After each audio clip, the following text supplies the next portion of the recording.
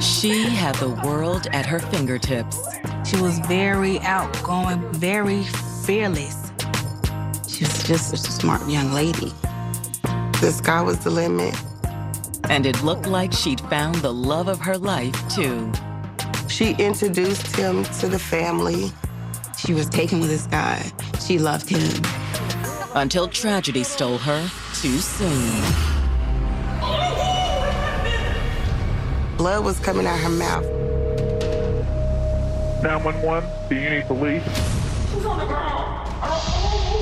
Just a roller coaster of emotions surged through my body. Detectives moved quickly to identify a suspect. The name came from another resident that did not want to be identified. He wanted something more than friendship. And the killer's explanation would be full of excuses. He said he woke up in a haze. The drugs made him go crazy. But were they also enough for him to get away with murder? It was a slap in the face. It'll never be okay. He knew exactly what he was doing. We're just friends. October 2nd, 2015. It's Friday night in Charlotte, North Carolina, a thriving metropolis of more than 2 million. Charlotte, North Carolina is a really big city and it's growing every day. It's a great town. It has a growing financial sector, which is really driving a lot of people to the area. Although like any city, parts of Charlotte still struggle. Some of the city's challenges are definitely crime, and education is another one of those real serious issues. The city's growth had also made safe, affordable housing very hard to find. It's 9:30 that night when Brittany Mayfield returns to the apartment where she lives with her daughter and sister. The apartment was in a new complex built by the local housing authority. The neighborhood, for the most part, was a quiet, family-oriented neighborhood. Lexi is Brittany's little sister, 23-year-old Alexia Mayfield. Alexia had recently moved into the apartment with her sister. While sister went to work, she would watch the child. I called maybe an hour before I got off. She didn't answer the phone, so I thought maybe, of course, she probably asleep. Inside, Brittany finds her daughter in the living room. Brittany's baby was peacefully asleep. Lexi? Then, careful not to wake the baby, Brittany heads back to her sister's bedroom. Lexi.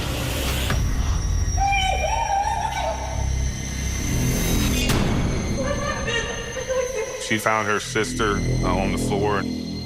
She see blood coming from Lexi's mouth. She tapped her. She wasn't moving, but her body wasn't cold, it was warm. In a panic, Brittany calls 911 in hopes they can save her sister. But will it be too late? Outgoing 23-year-old Alexia Mayfield was always the center of attention. People gravitated toward her. I was a quiet one. Lexi was the outgoing one, always loud, laughing, goofy. Alexia was the life of the party. You never had a dull moment being around her. She's very bright, smart, funny. She was very fearless. She spoke her mind. Even though I'm the oldest, Lexi was more like the backbone, really. After graduating high school in 2010, Alexia enrolled in an online college with the goal of becoming a pharmacy technician. That's what she wanted to hone in on. And so we would go to the different places like CVS and see what their availabilities were. And she talked about it all the time. She was real excited. Alexia was very ambitious and driven. She wanted to make something of herself. That was her main goal. School was her #1 priority. She was just a smart young lady. She loved learning. With Lexi, the sky was the limit. But no matter how high she soared, Lexi stayed close to her sister, Brittany. In 2014, the sisters moved in together, renting an apartment near the Charlotte airport. Brittany was about to have a baby, and Alexia was looking forward to being a new aunt. Lexi loves her niece very much, and her niece loves her. However, a budding career and a new address weren't the only changes on the horizon for Lexi. Hey, beautiful. You talking to me? What's up? She told me that she was just walking down the street close to where she and her sister lived at the time. He pulled up beside her. He was 25-year-old Emmanuel Felton. There was definitely a spark there. They had a great conversation, and you could see that it was going to lead to something else. She came back saying, I met this dude. So the relationship started from that point. He seemed to really love her, and she loved him, and she made that so clear. She made it so clear how she felt about Emmanuel. She said, I have somebody that loves me just as much as I love him. Before long, the couple was starting to think about taking the next step. Emmanuel called me one afternoon, and he laid out this plan of how he was going to ask Alexia to marry him. Talked about the ring, the whole 9 yards. But the big proposal never happened. She just kept saying things just not sitting right. She felt like this wasn't the right relationship. Alexia decided to break things off with the intentions that they could remain friends. Emmanuel agreed. After the breakup, Alexia threw herself back into her studies, with no intention of dating again so soon. But fate had other plans. Alexia had a friend named Jaden that she had known years before she even met Emmanuel. Around the time things had fizzled with Emmanuel, Alexia and Jaden Young had reconnected. He was smart, he was funny, he was the kind of guy that everybody enjoyed being around. He was like Alexia in that he never met a stranger. And they seemed to have a lot of fun together. And with Alexia almost finished with school, some hoped there might still be a big engagement in her future. He left a great impression on everyone. I was really taken by him. I loved him as though he were the son that I never had. But now Alexia's future hangs in the balance. Her sister has just found her unconscious and unresponsive inside of her apartment. 911. She's not getting up, she's not moving. She was covered in blood. I remember Brittany telling me that she thought maybe she had fell and hit her head. But when EMTs arrive on the scene, there's nothing they can do for Alexia. Alexia was pronounced deceased at that time. And it's quickly clear that her death is no accident. First responders make a shocking discovery. Alexia has been shot. She had sustained at least 2 gunshot wounds. She had been murdered. No.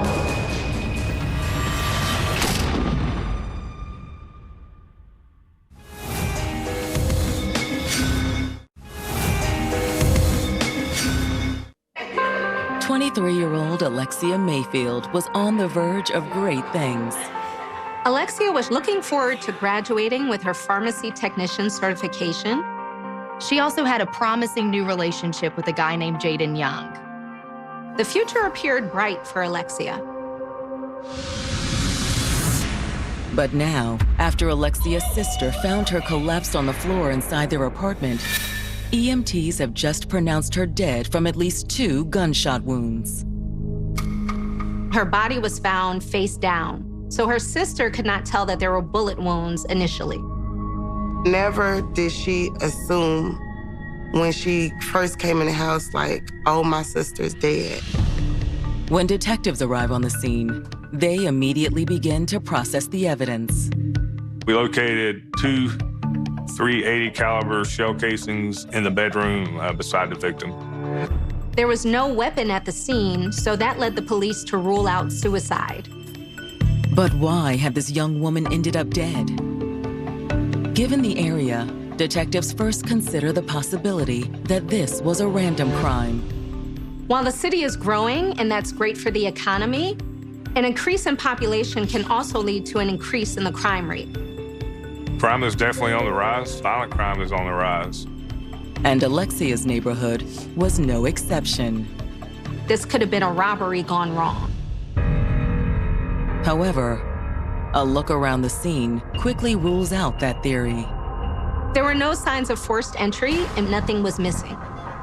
They found a tablet and a set of keys in Alexia's bedroom, so it didn't look like the killer had tried to take anything. Instead, evidence at the crime scene suggests that whoever killed Alexia wasn't an intruder. Detectives found a pizza box on the kitchen table, along with 2 half-empty glasses, There was an empty bottle of bourbon. which let the police officers know that there was someone else who had been in the apartment that evening, someone who Alexia knew. Hoping that she might know who that someone was, detectives turned to Alexia's sister, Brittany. Brittany was waiting outside while EMTs checked out her daughter. Even though she appeared to be unharmed, they wanted to be sure before releasing her. We know this is hard, but we really need your help if we're going to be able to find out who did this. I'll try. Brittany lost not only just her sister, but also her best friend. Detectives begin by asking Brittany when she had last spoken to her sister. I spoke to Alexia a couple times earlier when I was at work. We talked periodically throughout the day. I would call and check up on her and my baby, see what they were doing. Hey, what's up, girl? Hey, Lexi. Did she eat yet? Yeah, she had a good dinner. She's in the packing plate now, getting sleepy. Lexi sound normal, sound happy. But Brittany says that around 8 o'clock, Alexia stopped responding. The phone just keep going straight to voicemail. She kept saying, that's not like her because she got my baby. I don't know what's going on, but I'm kind of worried. And then she was like, maybe I'm just worried for nothing. I thought maybe she was just asleep. When she first went in the house, she was like, girl, wake up. But Alexia wasn't asleep. No. That's when she came to reality, like something else has happened. Now it's up to detectives to determine exactly what that was. We know this is very hard for you, ma'am. Is it a possibility that your sister may have gotten mixed up with some kind of trouble? No, she was never in the streets or anything like that. It wasn't like it was her past or her situation caught up with her. Brittany also doesn't know for certain who could have come over that night. Alexia didn't tell her she was expecting company. However, Brittany does give detectives one possibility. Alexia had recently started dating a gentleman named Jaden. Were there any kind of problems between them that you're aware of? No, sir. He was very gentle with Alexia. He showed her nothing but respect.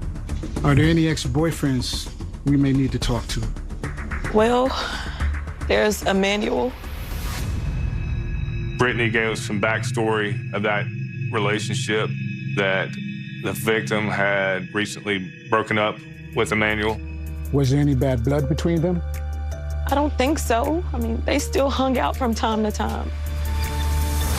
Emmanuel seemed to be okay with the breakup, and they seemed to be on good terms. As far as the relationship being rocky, I didn't feel like that's what it was at all. Thank you very much. We'll be in touch.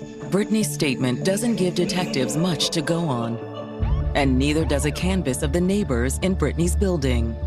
We talked to a couple neighbors who earlier in the evening had heard a disturbance of some type coming from the apartment. They weren't sure what it was, but they did not call police. But just when it looks like they're at a dead end, one of the building's security guards approaches detectives with what appears to be an important tip.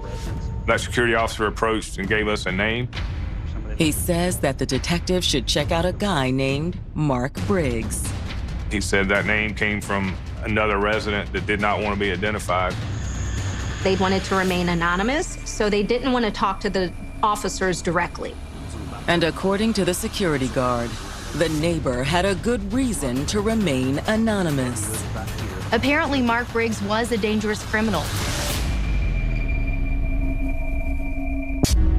A security guard at the crime scene has just come forward and given detectives the name of a possible suspect in Alexia Mayfield's murder, a man named Mark Briggs. The guard said that he had gotten the name from a resident of the apartment complex who had wanted to remain anonymous. They didn't want to give us any information, didn't want to talk to us, but had provided that name to the security officer. According to the informant, Mark Briggs was another resident of the complex who apparently had a thing for Alexia. The informant had also suggested that Mark was dangerous. When detectives head back to the station and run Mark's name through their database, it appears that there may be something to the tip.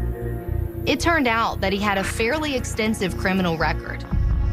Most are petty theft and drug charges, but others raise red flags for detectives. Mark has several domestic battery charges on his record.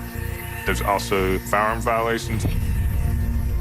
When detectives bring Mark into the station first thing the next morning, he appears distraught about Alexia's death.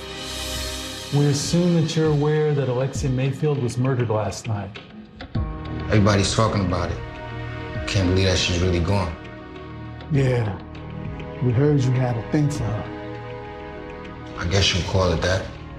He admits that they had become friends and that he wanted something a little bit more than friendship with her. She was so pretty. She was always so nice. But you guys never... Nah. Did you ask her out after she broke up with Emmanuel? Yeah. She was seeing some other guy. He realized that Alexia just wasn't into him like that. He backed off, and they remained friends. But detectives wonder, how did Mark take getting turned down a second time? Did that make you feel some type of way, seeing her with someone else? I'm sorry. Mark says he was okay being friends. Although detectives wonder if they were still friends, maybe it was Mark who'd spent the evening with Alexia shortly before her murder. Maybe he'd tried to make a move and things got out of hand.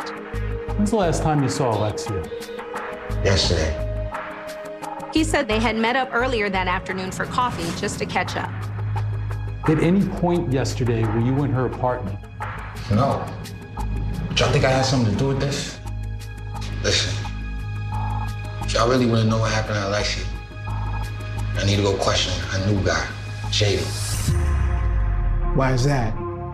He says that Alexia had been complaining about her relationship, that Jaden had become more controlling and more jealous. Jealous enough that he'd followed her? Maybe he was angry about Alexia hanging out with Mark and had confronted her about it. Or was it possible Mark was making the whole thing up? He could just be trying to throw them off of his tracks. However, when police ask Mark where he was the previous night, he has an alibi ready. Mark says that he went out to dinner with some friends and later on they went to a club. Detectives will need to follow up on Mark's alibi. But first, they contact Alexia's new boyfriend, Jaden Young. They figure it's about time to bring Jaden in for questioning too. Since he was involved with Alexia at the time, they needed to rule him out. So when did you find out that Alexia had been killed? Last night. Her mother called me and I came straight over. When Alexia was shot and killed, I was over to the apartment and Jaden walked in. Jaden walked in. And he felt his knees. And he said, "Mama, I'm so sorry." He said, "Mama, I'm so sorry." His sentiment and his sincerity brought me so much comfort. But was it guilt or grief that evoked such a strong response to Alexia's death? Do you know a guy named Mark Briggs? Yeah, he lives over there near Alexia. You know, she met her for coffee. yesterday afternoon, right? Yeah, she might have mentioned it. He never really sweated it because her and Mark were just friends. He also claimed that things weren't all that serious between him and Lexi. He said they had talked about stepping it up eventually once Alexia got out of school, but they just weren't really there yet. Alexia was a diehard student. She wanted to get her education. You own a gun, Jaden? No, sir. Where were you at last night? I was working. At least until Lexi's mother called me. He said he was air service. When detectives follow up with the rideshare service, their records confirm Jaden's alibi. It appears that he was busy downtown and on the opposite side of Charlotte all evening. But while Jaden's alibi checks out, when detectives speak to Mark's friends, what they learn puts him back on the suspect list. It seems that he met up with his friends for dinner around 6:30. They left the restaurant around 8:30, and they didn't meet back up at the club until about 10:30. So that gives about an hour-and-a-half window where Mark could have committed the crime. He was definitely a person of interest.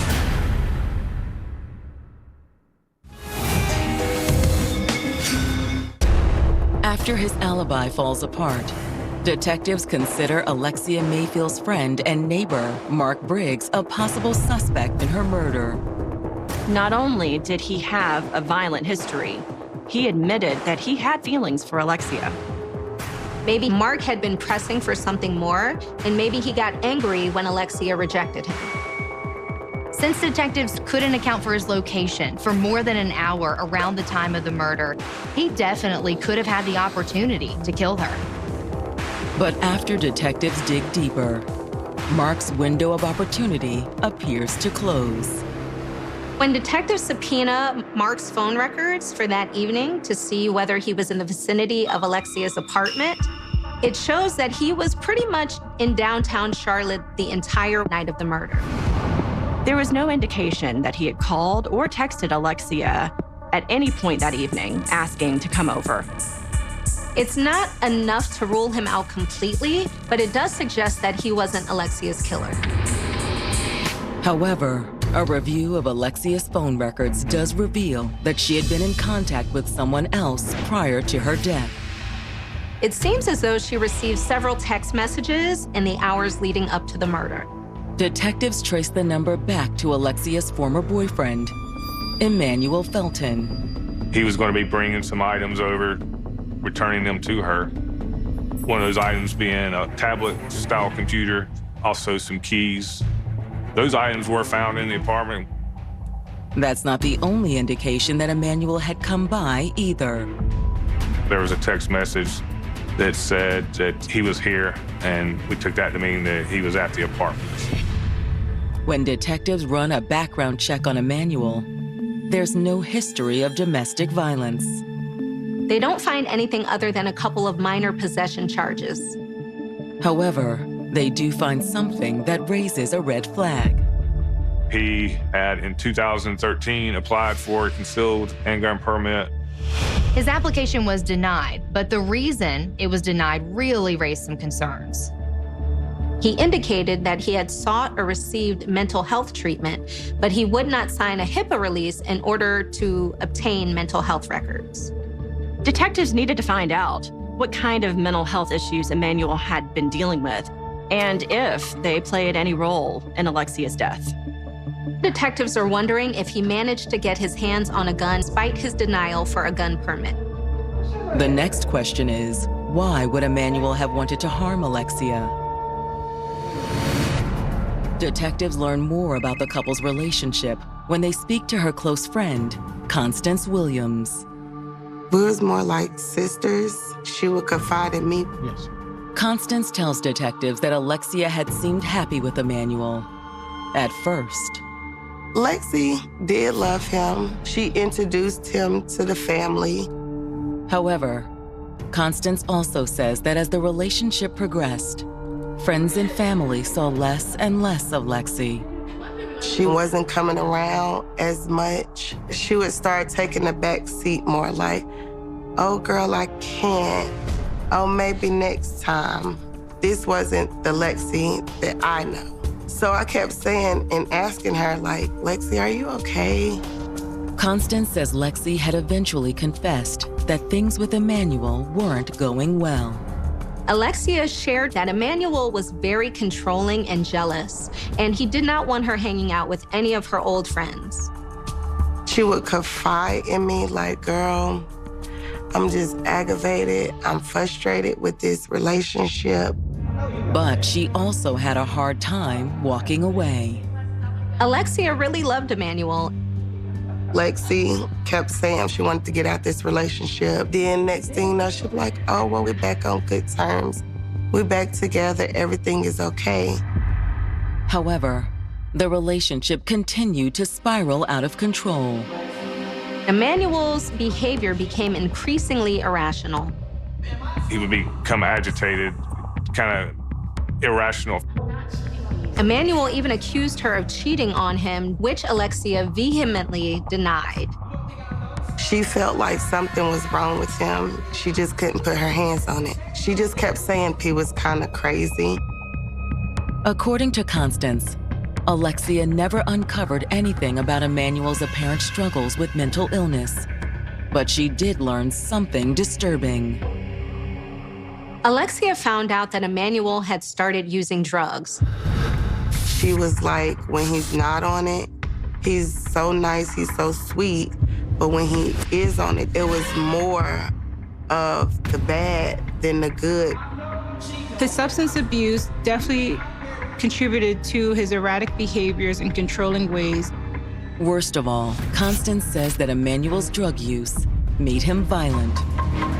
She confided in me that he was being abusive. And I know of 3 instances where he has physically abused her. But after a year of dating, Alexia finally had enough. Alexia really couldn't take the emotional roller coaster anymore. She was like, I'm finally leaving him, girl. Constance says that Emmanuel appeared to take the breakup surprisingly well. Basically, Emmanuel was on his best behavior, just like he was any time she had threatened to leave him in the past. She was like, even though they were splitting, they were still gonna be on good terms. And I just think things is looking up for the better. Especially once Alexia reconnected with Jaden. Lexi did not stay put. She didn't just sit there. She didn't just wait for him to come back around again. She would go and do her own thing. And now detectives suspect that Lexi moving on was Emmanuel's motive for murder. It was just basically jealous. He chose to do the unthinkable. It was just, if I can't have you, nobody else can. We're not together.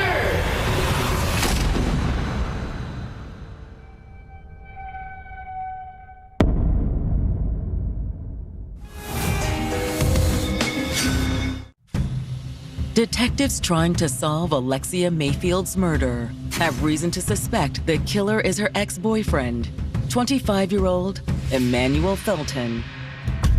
It's obvious from the phone records and text messages that he had been in communication with Alexia that evening and possibly was at the apartment.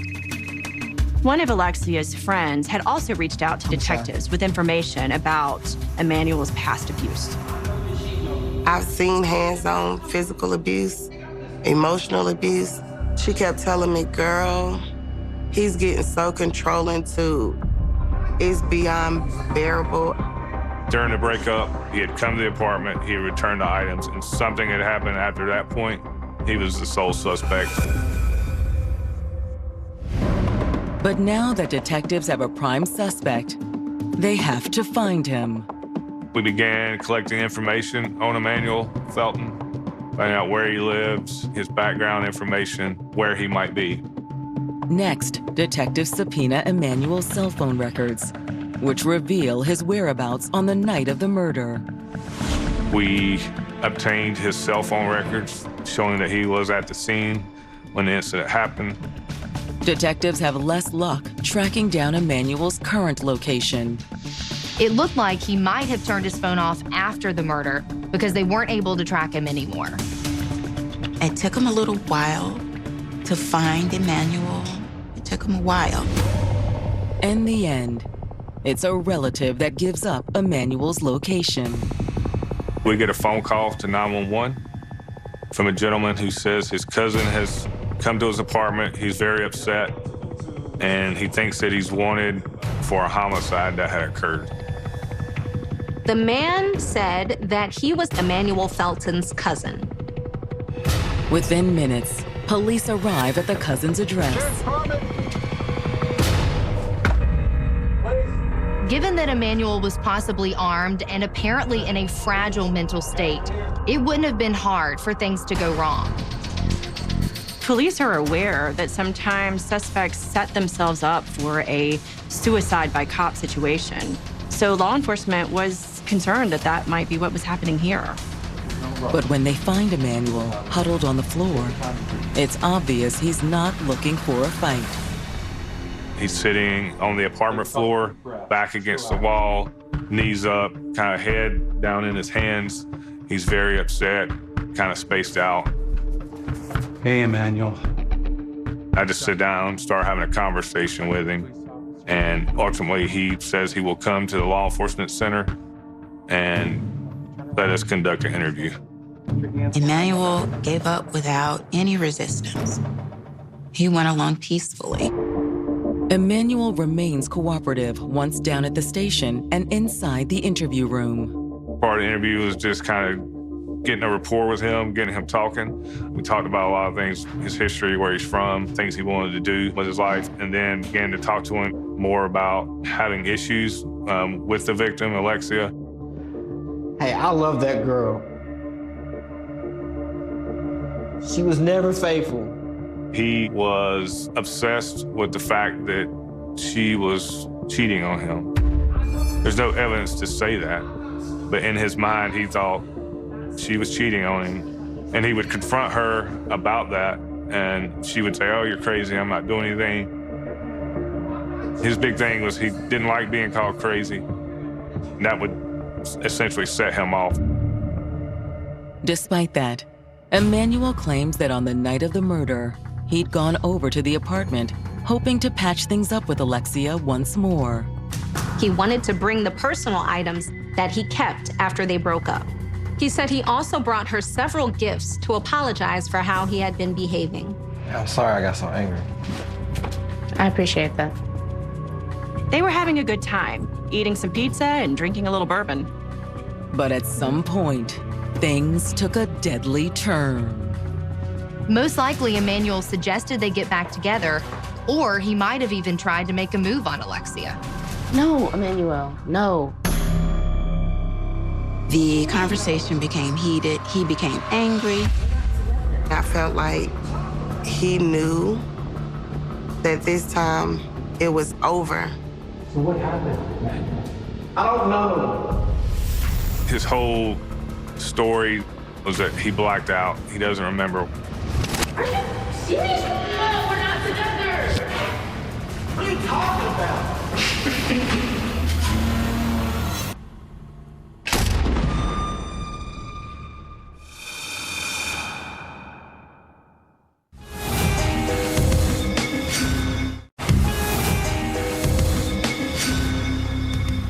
According to the National Alliance on Mental Illness, more than 51 million Americans struggled with mental health problems in 2019.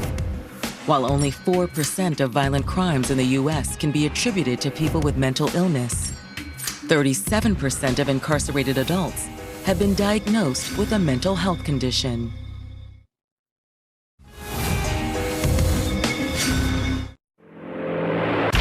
Emmanuel Felton has surrendered to detectives investigating the murder of his ex, 23-year-old Alexia Mayfield.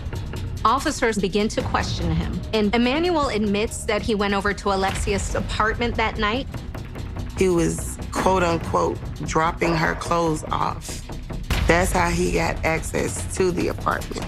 However, Emmanuel claims not to know how Alexia died. His whole thing was that he didn't remember what happened. He had blacked out. He wasn't sure he had done anything to anyone, that he had hurt anyone. You don't remember shooting Alexia? I was messed up. He was saying he didn't remember because he was Haze because of drugs. Emmanuel tells police that he had been on a 7-day drug binge prior to the murder. You shot her, Emmanuel, twice. She's dead because of you. Oh, God. He breaks down crying, saying that he never meant to hurt her. It's just that the drugs made him go crazy. He ultimately admitted that he remembered firing one shot that struck Alexia and then left the apartment. He said he woke up in a haze driving his car. He had a gun on him and he threw it out the window. Emmanuel's confession is more than enough for detectives to file charges, even if they don't believe much of it. I believe he entirely knew what he was doing and what had happened. At the conclusion interview, he was charged with first-degree murder. When friends and family learn of Emmanuel's arrest, they agree with the detective's suspicion that Emmanuel's blackout story is a lie. There's no doubt in my mind. Emmanuel Felton came to the house that night with the intentions on killing her, because he normally doesn't carry a gun on him. He got the gun from somebody. He was like, if I can't have you, can't nobody else have you. Many women who try to flee and leave in volatile and violent situations of domestic violence end up dying. The statistics are astounding. It's an astronomical amount of people. Still, family and friends are glad Alexia's killer is in custody. It was relief. We were grateful. We were happy, but we were still sad at the same time. Just because he's arrested, that doesn't bring Lexi back. I was relieved, but I really wanted to go and talk to him so that I could understand how this man who said he loved my daughter so much could do something so dastardly, something so cowardly. How could he have done such a thing? The only thing that I still want to know is why. Why? But in the end, Alexia's family will never get the answers they deserve. With his trial approaching, Emmanuel's attorneys approached prosecutors about a possible plea deal. Emmanuel's attorney pushes the drug binge theory to argue for a more lenient sentence. He was on a 7-day binge from what they said, but I really think he said that to make his story sound more sympathetic. Before the trial is set to begin, the defense and prosecutors make a deal. He ultimately took a plea deal and pled to second-degree murder and was sentenced to 16 years in prison. And I thought, 16 years, why? And the lawyer had explained because Emmanuel was dealing from a diminished capacity because he'd spent so much time doing drugs. If he had gone to court, if there was a trial, there would have been a possibility that he could get less time. And of course, nobody wanted that. Not that everyone finds the outcome satisfying. 16 years is not long enough. 16 years for the cold-blooded murder of a young lady who had nothing but a bright future ahead of her, to me, does not seem fair. I would have argued for a much longer sentence, a much stricter, harsher sentence. Emmanuel all but got away with murder. And he will eventually get a second chance at life that Alexia never will. Emmanuel Felton get to hear his family every day, get to talk to his family, get to see his family. We don't get that from Lexi. I will never see my daughter on this side. We would never get to hear Lexi's voice in person. We would never get to see Lexi face to face. That was robbed from us. But Alexia's mother has made it her mission to ensure that her daughter didn't die in vain. I've helped different people coordinate domestic violence conferences, and I'm in the process of doing that now. And if I were to share one thing concerning domestic violence, concerning volatile relationships, It would simply be to say, it's okay to love somebody, but never love anybody more than you love yourself. Never do that.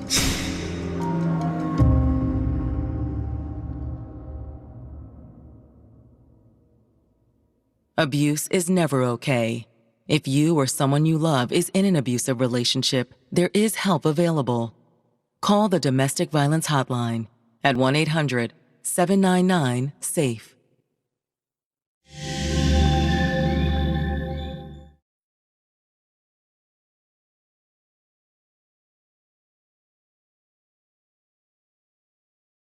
The town had almost forgotten her name, not because she didn't matter, not because her family stopped searching, but because time has a cruel way of burying the loudest screams beneath newer tragedies. Streets were repaved, storefronts changed hands. Children who had watched the search parties became parents themselves.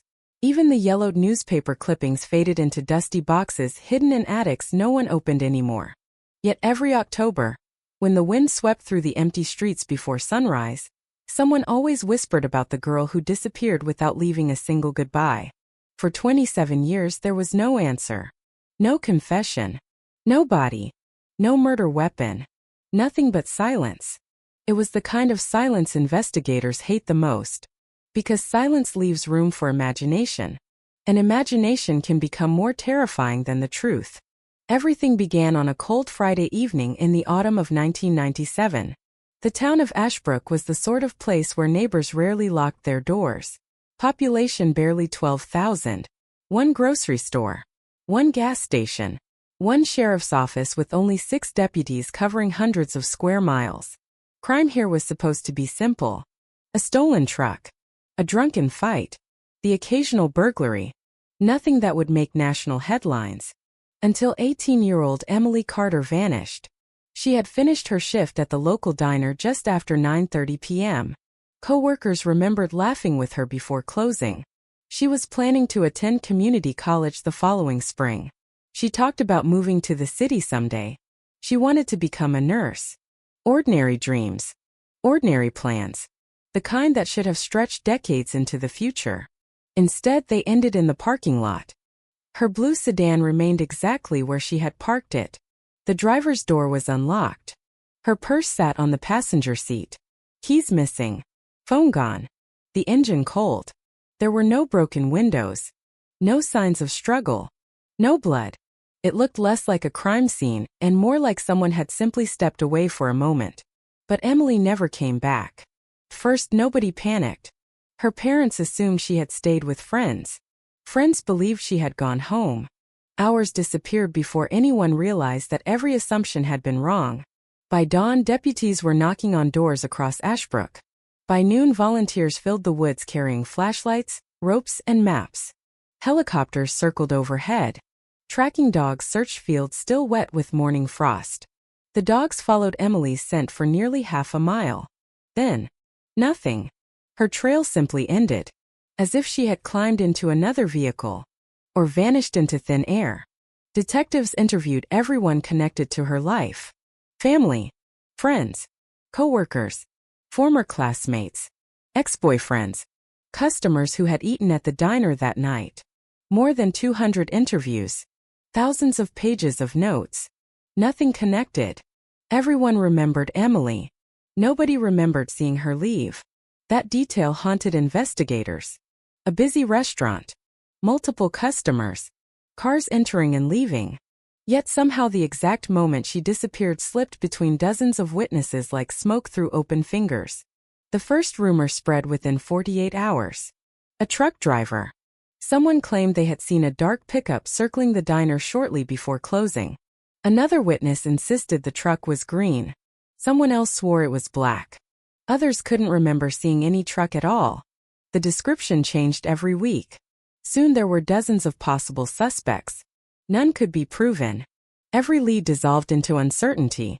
Then came another strange discovery. Several miles outside town, hunters found Emily's jacket hanging from the branch of an old oak tree. Not torn. Not buried. Simply hanging. Almost carefully placed. Search teams flooded the area.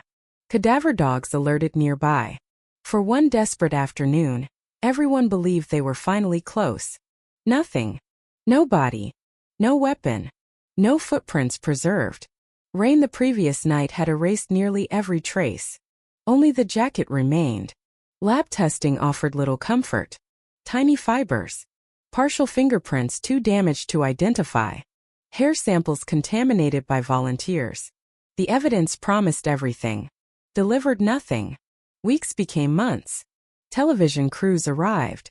National newspapers printed Emily's smiling graduation photograph. Her parents pleaded for answers.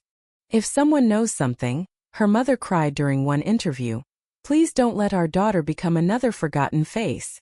The words echoed across the country. Calls flooded the sheriff's office. Hundreds of tips. Psychics. False confessions. Anonymous letters. Sightings from neighboring states. Each possibility consumed precious time. Each ended the same way. Dead end. One anonymous caller insisted Emily had been kidnapped by a traveling serial killer.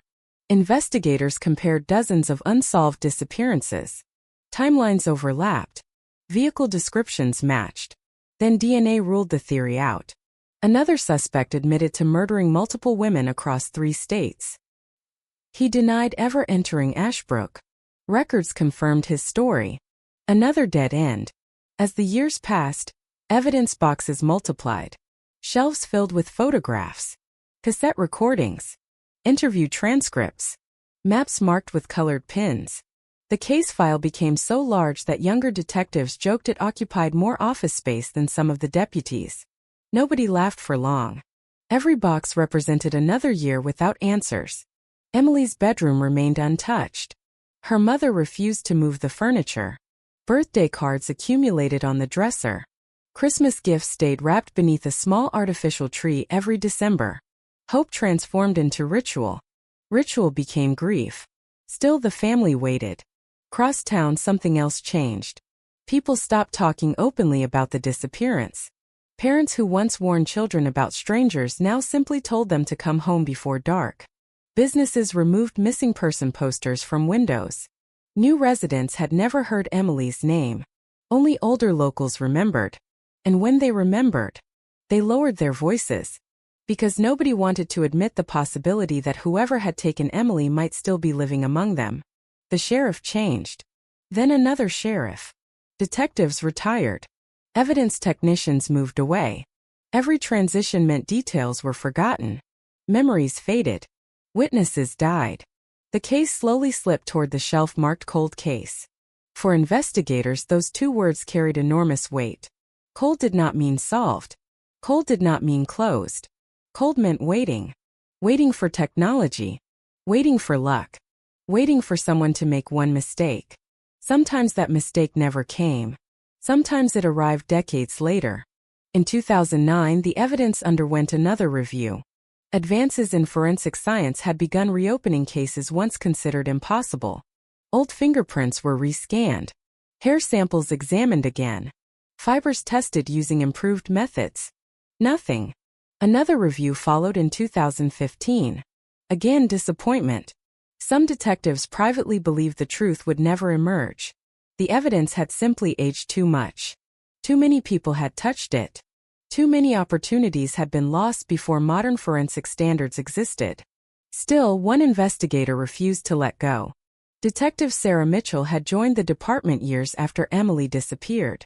She had never met the victim, never attended the searches, never interviewed the original witnesses.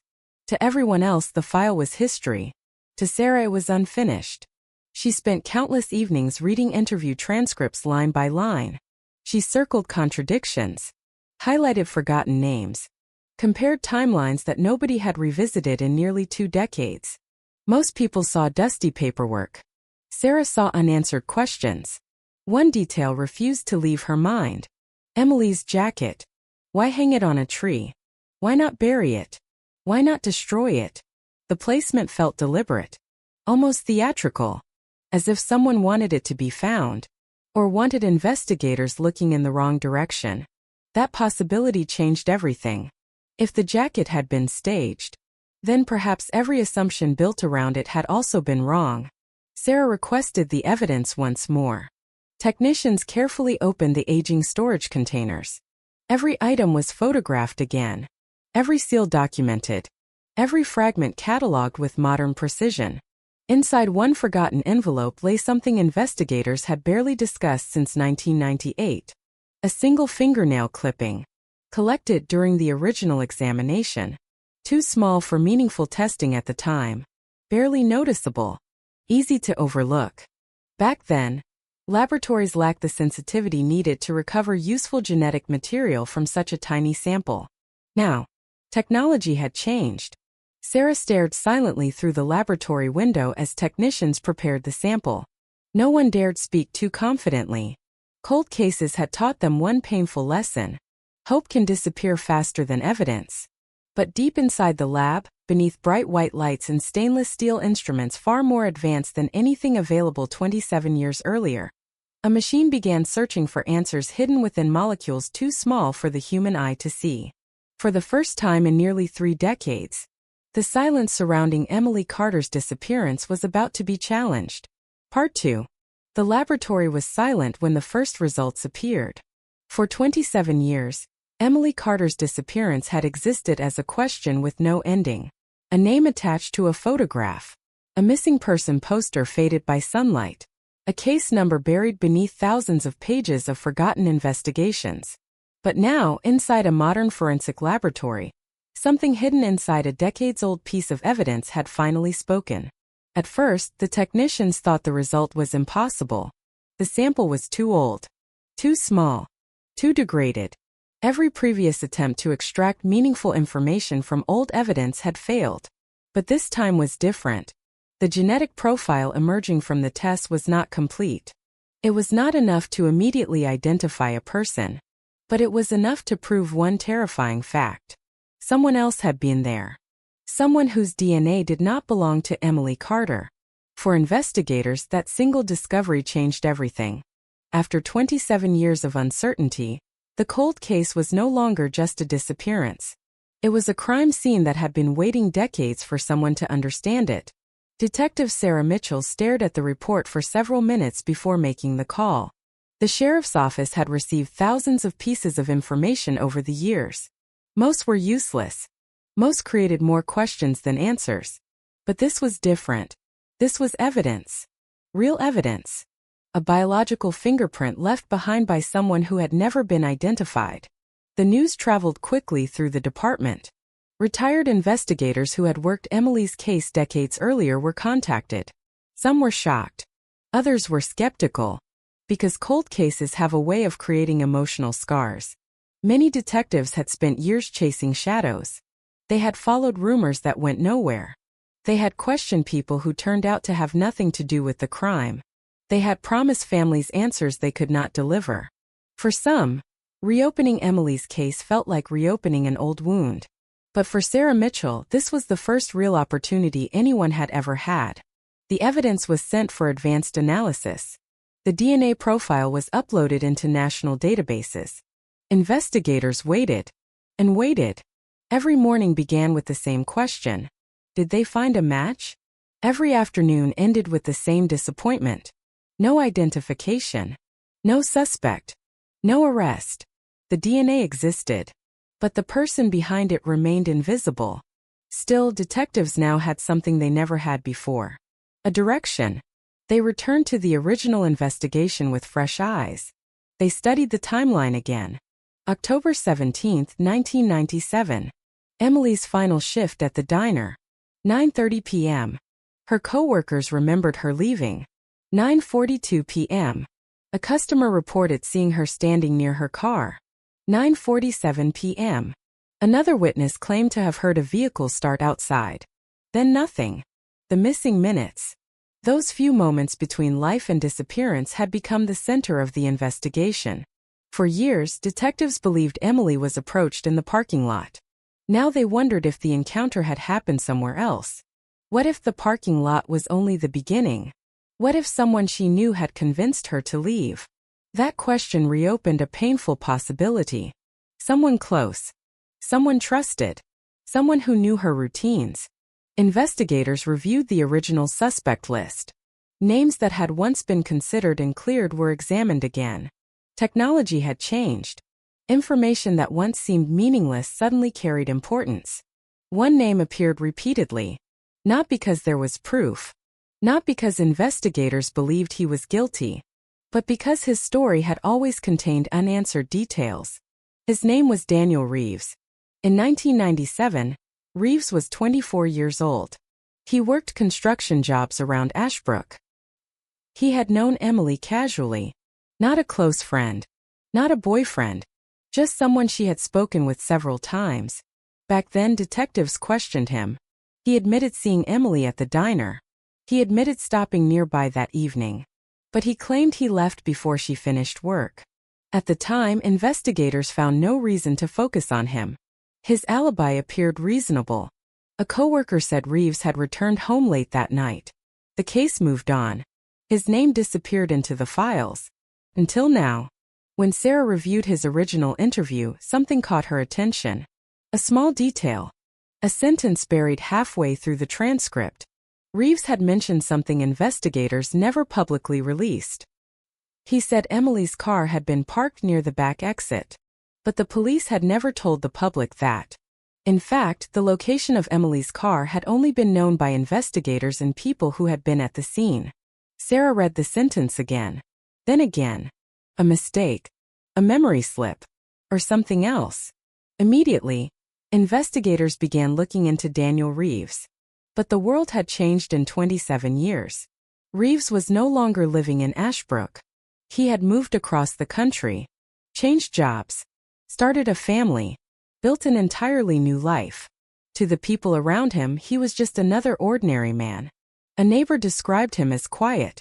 A coworker called him reliable. Nobody suspected that his name was connected to one of the most haunting mysteries in Ashbrook's history.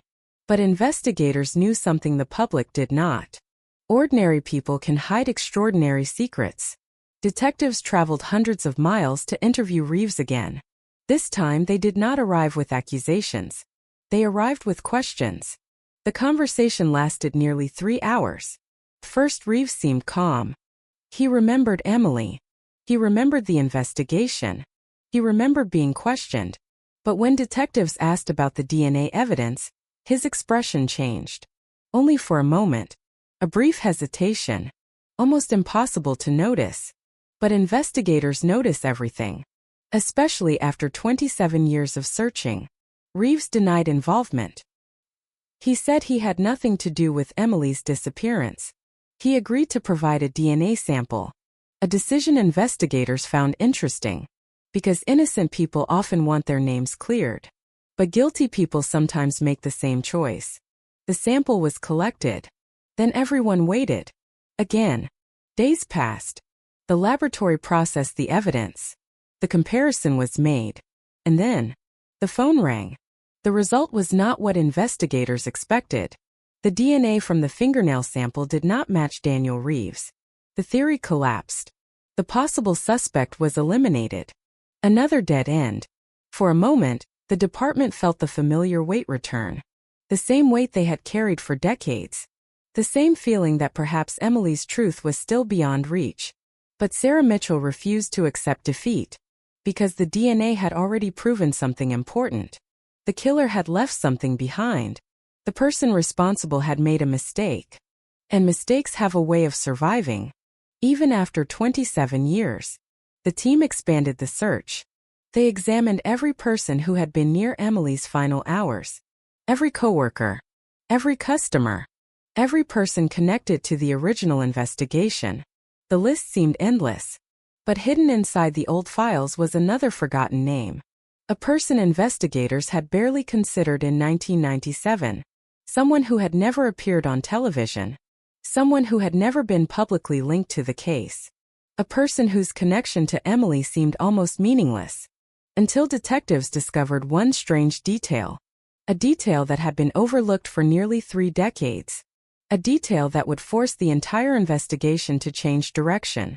Because the closer investigators looked at the night Emily disappeared, the more they realized they might have been searching in the wrong place all along. And somewhere, after 27 years of silence, Someone who thought the past was buried forever was about to discover one terrifying truth. Cold cases do not always stay cold. Sometimes, they are only waiting. Part 3. For 27 years, the disappearance of Emily Carter had been a story built on fragments. A missing car, a forgotten jacket, a handful of uncertain memories, and a trail of questions that seemed to grow longer with every passing year. But now, with a hidden DNA profile sitting inside an evidence file that had survived decades of silence, investigators began tearing apart every assumption they had ever made. Because the most dangerous thing in a cold case is not the lack of evidence. It is the possibility that the evidence was always there, and nobody knew what they were looking at. Detective Sarah Mitchell returned to the original case files with a different question. Not who took Emily. That question had consumed investigators for years. Instead, she asked something much simpler. Who was never properly investigated? The answer was buried inside thousands of pages. Names written in faded ink. Phone numbers that no longer worked. Statements recorded on outdated equipment. People who had been questioned once and forgotten forever. Among them was a name that immediately caught attention. Michael Voss. In 1997, Voss was 29 years old. He owned a small auto repair shop on the edge of Ashbrook. Nothing about him stood out. No criminal record. No history of violence. No obvious connection to Emily. At first glance, he seemed irrelevant. But when investigators looked closer, they discovered something strange. Michael Voss had repaired Emily's car only 3 weeks before she disappeared. The work was minor. A brake issue. A loose belt. A routine repair. Emily's father had paid the bill. The interaction lasted less than an hour. At least that was what everyone believed. But hidden inside the old interview transcripts was a detail that had never been followed. One mechanic who worked for Voss in 1997 remembered something unusual. He remembered seeing Emily and Michael talking outside the shop after the repair was finished. Not a quick customer conversation. Not a simple goodbye. A conversation that lasted several minutes. At the time, investigators dismissed it. People talked. Customers knew business owners. Small towns were full of casual conversations. Nobody thought it mattered. Until now. Sarah searched through the original reports. There was no follow-up interview with Voss. No detailed background check. No examination of his movements that night. No DNA sample. Nothing. A person who had contact with Emily shortly before she vanished had essentially disappeared from the investigation. And detectives wanted to know why. The answer was uncomfortable. Because in 1997, investigators had been overwhelmed. The case exploded faster than a small department could handle. Every day brought new tips. New rumors. New possible suspects. The investigation moved in dozens of directions at once. Some people received intense scrutiny. Others slipped through unnoticed. Michael Voss appeared to be one of those people. Detectives located him living in another state. His auto shop was gone. His old building had been replaced years earlier. But Voss himself was still alive. Still reachable. Still carrying memories from that autumn night. When investigators contacted him, he agreed to speak. At first, the interview seemed ordinary. Voss remembered Emily. He described her as polite, quiet, always smiling. He said he was shocked when she disappeared. He claimed he followed the news like everyone else. But when detectives asked about their conversation outside the repair shop, his answer changed. He paused, then said he couldn't remember. That response immediately stood out. 27 years had passed. Nobody expected perfect memory. But people often remember unusual moments, especially moments connected to a person who later vanished. Investigators asked about the night Emily disappeared. Voss said he was home, alone, watching television. No witnesses, no records, no one who could confirm his story. A familiar problem in cold cases. Time creates distance, and distance creates uncertainty. Before leaving, detectives requested a DNA sample. Voss agreed. Again, the waiting began. But this time, investigators were looking for more than a match. They were looking for a connection. Because the DNA from Emily's fingernail sample was only one piece of the puzzle. The real breakthrough came when forensic experts examined another item. The jacket. The same jacket that had haunted the investigation for decades. For years, scientists believed it held no useful information. Rain. Handling. Storage conditions. Time. Everything had damaged the evidence. But modern testing was different. New techniques allowed laboratories to examine microscopic traces that older technology could never detect. The jacket was transported back into the lab. Every thread was examined. Every fiber analyzed. And then technicians discovered something unexpected. A small area near the inside seam showed signs of contact. Not enough for certainty, but enough for another test. The sample was processed. The laboratory searched. And a second DNA profile appeared. Different from the first. Different from Emily. Different from every person previously tested. Suddenly, investigators were no longer chasing one unknown person. They were facing the possibility of multiple people connected to Emily's final moments. That discovery sent shockwaves through the department. Because it suggested something terrifying. Emily may not have disappeared because of a random encounter. She may have crossed paths with more than one person that night. The case had changed. The timeline had changed. The entire theory had changed. Detectives returned to the scene where Emily's car was found. The parking lot had transformed over the years. The old diner was gone. A convenience store stood in its place. New pavement covered the ground where investigators once searched with flashlights. But Sarah stood there imagining the night as it happened. A young woman finishing work. Walking toward her car. A quiet parking lot. Person waiting. Or perhaps someone she recognized. That was the detail that disturbed investigators the most. Emily was careful. Her family described her as cautious. She was not someone who would casually walk away with a stranger. So if someone approached her, how did they convince her to leave? The answer might have been hidden in one overlooked witness statement. A customer named Linda Harper had been eating at the diner that night. In 1997, she told police she noticed Emily looking toward the parking lot several times before closing. At the time, detectives assumed Emily was simply checking whether her car was safe. But when Sarah interviewed Linda again decades later, she remembered something else.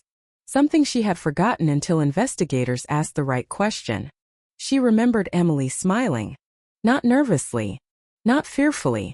Smiling as if she recognized someone. That single memory changed the atmosphere of the investigation. Because it suggested Emily may not have been surprised by whoever approached her. She may have expected them. The mystery became even deeper. Who could make Emily walk willingly into the unknown? Who had enough trust? Who had enough access? And why did that person leave behind DNA evidence after nearly 3 decades of silence? The investigation entered a new phase. The cold case that everyone thought had disappeared was suddenly alive again. News stations began reporting the development. Old headlines returned. The community that had moved on was forced to remember. Emily's photograph appeared on screens once again. Her younger face. Her unfinished dreams. Her family watching from home as the past returned with overwhelming force. For some residents, the news brought hope. For others, fear. Because the possibility that the person responsible had lived among them for decades was impossible to ignore. Someone in Ashbrook knew something. Someone had always known something. The question was whether that person would finally speak. And as investigators followed the new DNA evidence deeper into Emily's final night, they uncovered a connection that had been hidden in plain sight. A connection involving someone who had never been considered a suspect. Someone who had no reason to appear in the case files. Someone whose name would soon transform the investigation forever. Because after 27 years, the past was no longer buried. It was coming back. And this time it was bringing answers with it. Part 4. The moment the second DNA profile entered the investigation, everything investigators thought they knew about Emily Carter's disappearance began to collapse. For nearly 3 decades, the case had been built around one terrifying possibility. A stranger had taken her. A random predator had crossed paths with an innocent young woman on a quiet autumn night. It was the explanation that haunted the town. The idea that danger could appear without warning. But the new evidence suggested something far more complicated. Because strangers leave fewer traces. Strangers create panic. But people who are trusted, people who are familiar, people who are allowed close enough to disappear with someone, those are the cases that investigators fear the most. Detective Sarah Mitchell spent weeks reconstructing Emily's final hours. Every movement, every conversation, every person who entered her world before she vanished. The timeline became a puzzle spread across hundreds of pages. At 4 p.m., Emily arrived at the diner for her evening shift. At 6:30 p.m., she spoke with coworkers about weekend plans. At 8:45 p.m., she received a phone call. That call had always been considered insignificant. A routine conversation. No one knew who was on the other end. The original investigators had tried tracing the number. But in 1997, records were incomplete. The phone company had limited data retention. The information was gone. For years, the call was treated as a dead end. But now, Sarah wondered if it was the beginning of everything. Who called Emily that night? Why had she answered? And why did she seem calm afterward? A new team of investigators began examining every forgotten detail. They contacted former employees of the diner. Many had moved away. Some remembered little. Others remembered more than they realized. One former waitress, Rachel Collins, provided a detail that changed the direction of the investigation. She remembered Emily checking her phone during the final hour of her shift. Not once. Several times. Rachel said Emily seemed distracted. Not frightened. Not upset. Just focused. Like she was waiting for something. That detail had never appeared in the original reports. Not because Rachel was hiding it. Because nobody had asked the right question. The original detectives had focused on what happened after Emily left. But Sarah was becoming convinced the answer started earlier. Before she walked into that parking lot. Before her car was found. Before the town realized she was gone. The question was no longer who took Emily. The question was who had been communicating with her before she disappeared. Investigators reopened phone records. They searched old documents. They reviewed handwritten notes from the original detectives. Then they found something strange. A number written in the margin of one interview transcript. No explanation. No description. Just 10 digits. A number that had never been entered into the official database. The handwriting belonged to one of the original investigators. Detectives contacted the retired officer. His memory was incomplete. He had worked hundreds of cases. But when he saw the number, his expression changed. He remembered. The number belonged to a man named Thomas Bell. In 1997, Bell was a regular customer at the diner. He was 41 years old. Quiet man. A local businessman. Someone who came in several nights a week. He was familiar enough that nobody noticed him. And that was exactly what caught Sarah's attention. Because sometimes the people hiding secrets are not the ones standing outside the circle. Sometimes they are standing inside it. Thomas Bell had never been a suspect. He had never been questioned formally. His name appeared nowhere in the original investigation reports. Yet somehow his phone number had been written down. Why? The retired investigator could not remember. He only remembered one thing. Bell had called the sheriff's office 2 days after Emily disappeared. He claimed he wanted to provide information. When detectives spoke with him, he said he had seen Emily leaving the diner. But his statement was unusual. He claimed Emily was alone. He claimed she looked normal. He claimed nothing seemed wrong. The original investigator wrote down his information, then apparently moved on. Because the case was exploding with tips. Hundreds of people were reporting sightings. Hundreds of stories were being investigated. Thomas Bell became just another name in a sea of names. Until now, detectives located Bell. He was still living in the area. For 27 years, he had remained close to the place where Emily vanished. When investigators arrived at his home, neighbors watched from windows. Some recognized the scene. A cold case returning. Past everyone thought was finished. Bell agreed to speak. At first he appeared relaxed. He answered questions. He repeated what he had said decades earlier. He had been at the diner. He had seen Emily. He had no involvement. But then investigators asked a simple question. Why did you call the sheriff's office? Bell paused. He looked away. Then he said he was concerned. Concerned about what? He could not explain. That answer bothered investigators. Concern without a reason. Memory without details. A story missing pieces. Sarah pushed further. She asked if he knew Emily personally. Bell said no. Only as a customer. But investigators had discovered something different. Emily's old diary contained a short entry from 3 weeks before she disappeared. A name. Thomas. No last name. Just one sentence. Thomas says he can help with my car situation. The entry was brief. Almost meaningless. Until now. The connection between Emily and Thomas Bell was no longer theoretical. They had interacted. They had communicated. And Bell had never mentioned it. When confronted with the diary entry, Bell changed his explanation. He admitted he had helped Emily. He said he offered advice because he knew cars. He said their conversations were casual. Nothing more. But investigators noticed another detail. Bell was familiar with Emily's schedule. Too familiar. He knew which nights she worked late. He knew when the diner closed. Information he claimed to have learned casually. But information that suddenly appeared important. The interview ended without an arrest. There was no confession. No clear evidence tying Bell to Emily's disappearance. Only suspicion. And suspicion was not enough. But something else happened after investigators left. Something unexpected. The DNA comparison from the jacket came back. The laboratory had completed the analysis. The profile did not match Daniel Reeves. It did not match Michael Voss. And it did not match Thomas Bell. Another person. Another unknown. Another shadow from Emily's final night. The case that once seemed empty was suddenly filled with possibilities. Multiple DNA profiles. Multiple unanswered connections. Multiple people who had never been fully examined. For the first time in 27 years, investigators realized they might not be searching for a single mistake. They might be uncovering an entire chain of events. And hidden within that chain was a disturbing possibility. Shumwin had lied. Maybe more than one person. Because the evidence was telling a story that witnesses had refused to tell.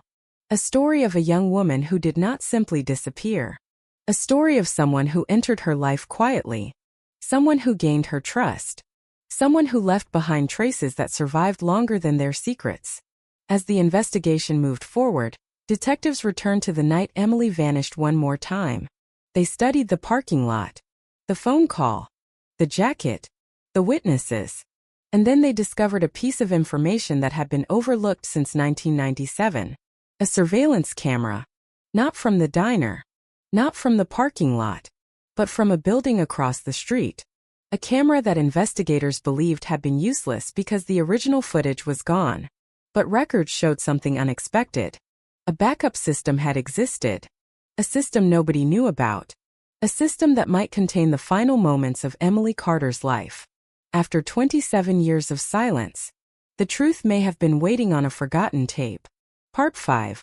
For 27 years, investigators believed the final moments of Emily Carter's life had disappeared forever. The parking lot where she was last seen had changed. The diner was gone. The pavement had been replaced. The people who once searched those streets had grown older. Some had passed away. Some had forgotten details they once considered unforgettable. Time had erased almost everything. Almost. Because hidden inside an old storage room across from the abandoned diner location was something nobody expected to find. A piece of the past. A forgotten recording system. And possibly, the last images of Emily Carter before she vanished. The discovery came from a retired property manager named Walter Haze. In 1997, Haze operated the small office building across the street from the diner. The building had installed a basic security camera system after several minor thefts. The cameras were not high quality. They did not record sound. They were not designed for investigations. At the time, nobody thought they would matter. But when detectives reviewed old property records, they found something unusual. The system had been upgraded in 1998. And during that upgrade, old storage tapes had been moved into a maintenance room. Nobody had thrown them away. Nobody had checked them. They simply remained there. Forgotten. Waiting. When investigators arrived at the old building, they found dozens of dusty boxes stacked against the wall. Most contained outdated paperwork, broken equipment, maintenance records. But near the back corner sat a small plastic container. Inside were videotapes labeled only with dates. October 17, 1997. The night Emily disappeared. For a moment, nobody moved. After decades of disappointment, detectives had learned not to trust hope. Hope could become another dead end. But this was different. This was physical evidence. Something untouched. Something that had survived. The tapes were transported to the forensic lab under strict conditions. Technicians carefully examined every inch. The technology was primitive. The footage was damaged. The quality was poor. But it existed. The first several hours showed nothing unusual. Cars passing. People walking. The ordinary movement of a small-town evening. Then the timestamp reached 9:30 p.m. The moment Emily's shift ended. Investigators leaned closer. The image was grainy. Black and white. Shadows moved across the screen. A vehicle entered the frame. Then another. A person walked toward the diner entrance. Another person left. Nothing. Nothing. Nothing. Then at 9:41 p.m. Emily appeared. For the first time in 27 years, investigators saw her again. Not in a photograph. Not in a memory. Alive. Walking. Carrying her purse. Wearing the same jacket that later became a key piece of evidence. The room became completely silent. Detectives watched a moment frozen in time. A young woman who had become a mystery was suddenly real again. She walked toward her car. She stopped. And then she looked toward the edge of the parking lot. Investigators paused the footage. Zoomed in. Enhanced the image. The quality was terrible. But something was there. Someone. A figure standing near a vehicle. Waiting. The image was too unclear to identify. But it confirmed something investigators had suspected. Emily was not alone. She had not simply walked into the darkness. Someone was there. The video continued. Emily appeared to speak with the person. Her body language was calm. She did not run. She did not appear threatened. Then something happened that changed the investigation completely. Emily looked back toward the diner, almost as if checking whether anyone was watching. Then she walked out of frame. The unknown person followed. 30 seconds later, Emily's car remained visible. But Emily did not return. The footage ended there. No dramatic struggle. No obvious attack. No clear suspect. Only 30 seconds of mystery. 30 seconds that created more questions than answers. Who was the person? Why did Emily trust them? Where did they go? Investigators enhanced the footage repeatedly. They analyzed height, walking patterns, clothing, vehicle shape. But the image refused to reveal the truth. The person was covered by darkness. The vehicle was partially hidden. The license plate was impossible to read. A breakthrough had become another puzzle. Still, detectives now had something they never had before. A confirmed timeline. And that timeline immediately created problems for several people connected to the case. Because the footage showed something nobody expected. At 9:41 p.m., Emily was still at the diner parking lot. But one person who claimed to have already left town that night was captured on camera arriving. Investigators returned to the original statements. They found inconsistencies. Small details. Minor contradictions. The kind of things that meant nothing in 1997, but everything in 2024. One of those statements belonged to Michael Voss, the mechanic, the man who repaired Emily's car, the man whose name had recently returned to the investigation. In his original interview, Voss said he had not seen Emily for weeks before her disappearance. But the video showed a vehicle matching his truck entering the parking lot that night. Not proof, but enough. Detectives brought Voss back for another interview. This time the questions were different. They did not ask if he knew Emily. They asked why he lied. Voss immediately became defensive. He insisted he had forgotten. He said the past was blurry. He said he had no reason to remember every detail from 27 years ago. Investigators understood that memory fades, but they also knew something else. People often forget ordinary events. They rarely forget the events surrounding a disappearance. The interview became tense. Voss finally admitted something. He had been at the diner that night. He said he stopped by because he needed coffee. He claimed he saw Emily briefly, but he insisted he left before she walked to her car. Then he said something unexpected. I wasn't the only one there. The room changed. Investigators asked him what he meant. Voss hesitated. Then he revealed a detail he had never shared. He said another man had been near Emily that night. A man who had no reason to be there. A man who appeared nervous. When asked why he never told police, Voss gave an answer investigators had heard too many times in cold cases. I didn't think it mattered. But now it mattered. Because after 27 years, every forgotten detail mattered. Voss described the man as tall, dark jacket, standing near a silver vehicle. A description that matched no official suspect report. Detectives searched old records. No mention. No interview. No investigation. Another person who had disappeared from the story. The mystery deepened. Because the more investigators uncovered, the more they realized Emily's final night had been surrounded by people. People who saw her. People who spoke with her. People who remembered pieces of what happened. But for some reason, those pieces never came together. The DNA evidence. The hidden footage. The forgotten witnesses. Everything pointed toward the same conclusion. Emily Carter's disappearance was not a random event. Something happened in that parking lot. Something that involved people who had spent decades keeping silent. And then, while reviewing the enhanced footage one final time, forensic analysts noticed something nobody had seen before. A movement near the driver's side of Emily's car. A small reflection. A brief flash of light. At first, technicians believed it was a defect in the recording. But after adjusting the image, they discovered something impossible to ignore. A second person. Someone who had been standing beside Emily's car before she ever reached it. Someone who was not visible in the original footage. Someone who had been hidden in the shadows for 27 years. And now, investigators had a new question. Not who followed Emily, but who was already waiting for her. Part 6. For decades, investigators believed the answer to Emily Carter's disappearance was hidden somewhere in the final moments of her life. They searched for the person who approached her, the person who followed her, the person who took her away. But the newly discovered footage revealed something far more disturbing. Someone was not chasing Emily. Someone was waiting. And that single detail changed the entire investigation.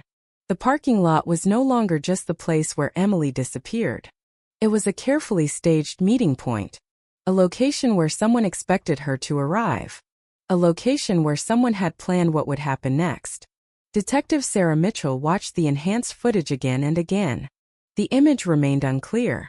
The figure remained unidentified. But the behavior was undeniable.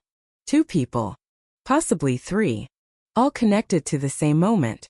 All hidden inside the same 30 seconds. For a case that had been frozen for 27 years, the investigation suddenly moved faster than anyone expected. The sheriff's office reopened every file, every interview, every statement, every piece of evidence. The team created a new timeline, not based on assumptions, not based on old theories, based only on what they now knew. At 9:41 p.m., Emily left the diner. At 9:42 p.m., she reached her vehicle. A person was already near the car. Another person approached moments later. Emily did not appear afraid. She appeared familiar with them. Then, within less than a minute, she vanished. The question haunting investigators became simple. How could someone disappear from a public area with multiple witnesses nearby? The answer was uncomfortable. Because whoever was involved understood Emily's habits. They understood the environment. They knew when the parking lot would be quiet. They knew where cameras were located. They knew how to move without attracting attention. This was not random. This was planned. Investigators began looking at Emily's personal life again. Not rumors. Not speculation. Facts. Her relationships. Her friendships. Her conversations. Her daily routines. And one detail immediately stood out. Emily trusted people. Perhaps too much. Friends described her as kind. Someone who always wanted to help. Someone who believed people deserved a second chance. That personality trait had always been seen as one of her strengths. But investigators now wondered if someone had used it against her. The team returned to the mysterious phone call from the night she disappeared. The call that lasted several minutes. The call nobody could explain.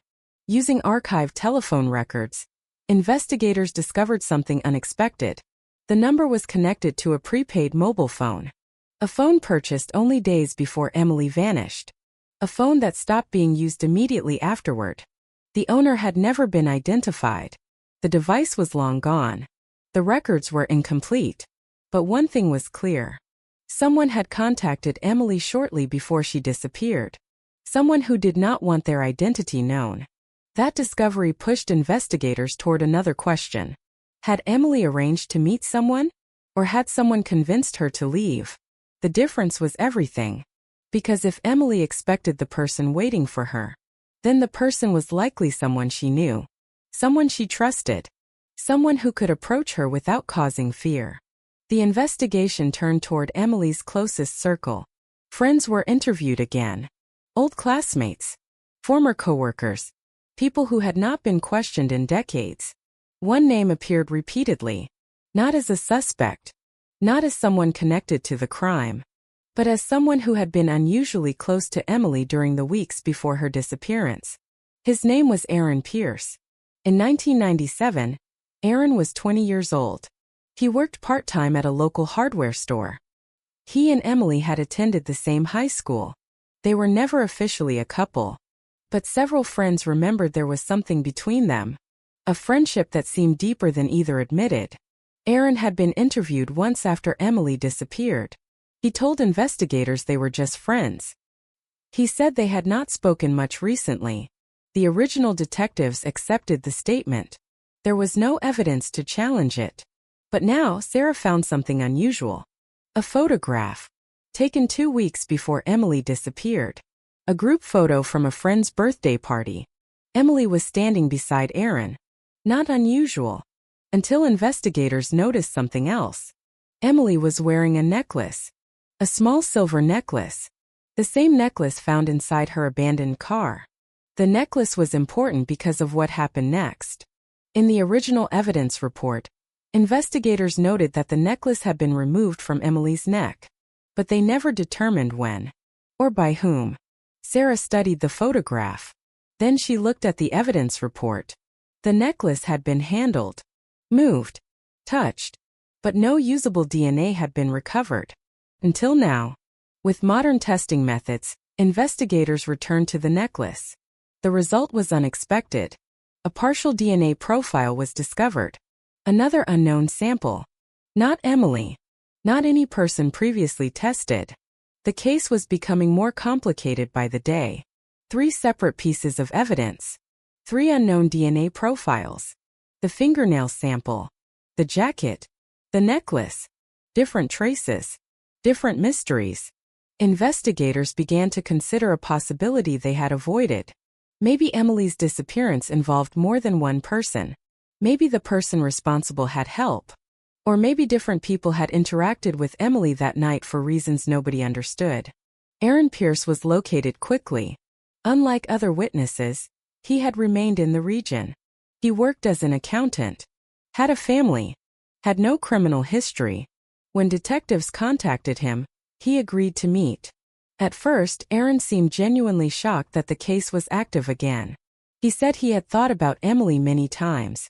He said he hoped her family finally got answers. But when detectives asked about their relationship, his confidence changed. He admitted they had been closer than he originally told police. He admitted they had talked frequently. He admitted Emily had confided in him about personal problems. But he insisted he had nothing to do with her disappearance. Then detectives asked the question that changed the room. Why did you tell investigators in 1997 that you barely spoke with her? Aaron became silent. After several seconds he answered. Because I didn't want people to misunderstand. A strange answer. A careful answer. One that created more questions. What did he mean by misunderstand? What was he hiding? And why had he chosen to protect that information for 27 years? Before leaving, investigators asked for a DNA sample. Aaron agreed. Again, the department waited. The comparison was performed. And when the results arrived, detectives discovered something that shocked everyone. Aaron Pierce was not a match. The DNA mystery remained unsolved. But the interview revealed something more important. Aaron had not told the full truth. Not because he was necessarily guilty, but because he was hiding something. Something connected to Emily's final weeks. When investigators searched deeper, they discovered phone records showing Aaron had contacted Emily on the same day she disappeared. Not once. 3 times. The final call occurred less than an hour before she left the diner. Aaron claimed it was just a normal conversation. But investigators noticed a problem. He had never mentioned those calls. Not in 1997. Not during the first interview. Not until confronted with evidence. Another secret. Another missing piece. Another reason to believe the truth had been buried intentionally. As the investigation continued, detectives found themselves returning to the same disturbing pattern. People connected to Emily had lied. Not everyone. Not necessarily about the crime, but about small details. Small details that became enormous after 27 years. And somewhere inside those lies was the answer. The person who knew what happened. The person who watched Emily disappear. The person who walked away believing the truth would never be discovered. But the cold case was no longer silent. The DNA had spoken. The forgotten footage had surfaced. And now, investigators were following a trail that led back to one final piece of evidence. A piece that had been sitting untouched since the night Emily vanished. A handwritten note found inside her abandoned car. A note nobody understood. A note that contained only 4 words. 4 words that would change everything. Because after 27 years, investigators were about to discover that Emily Carter had left behind a final message. And someone had spent decades trying to make sure nobody ever read it. Part 7. For 27 years, the inside of Emily Carter's abandoned car had been a place frozen in time. A silent reminder of a life interrupted. The steering wheel where she had placed her hands countless times. The passenger seat where friends had laughed beside her. The floor where her belongings remained exactly as they were on the night she disappeared. To most people, it was just an old vehicle sitting inside an evidence storage facility.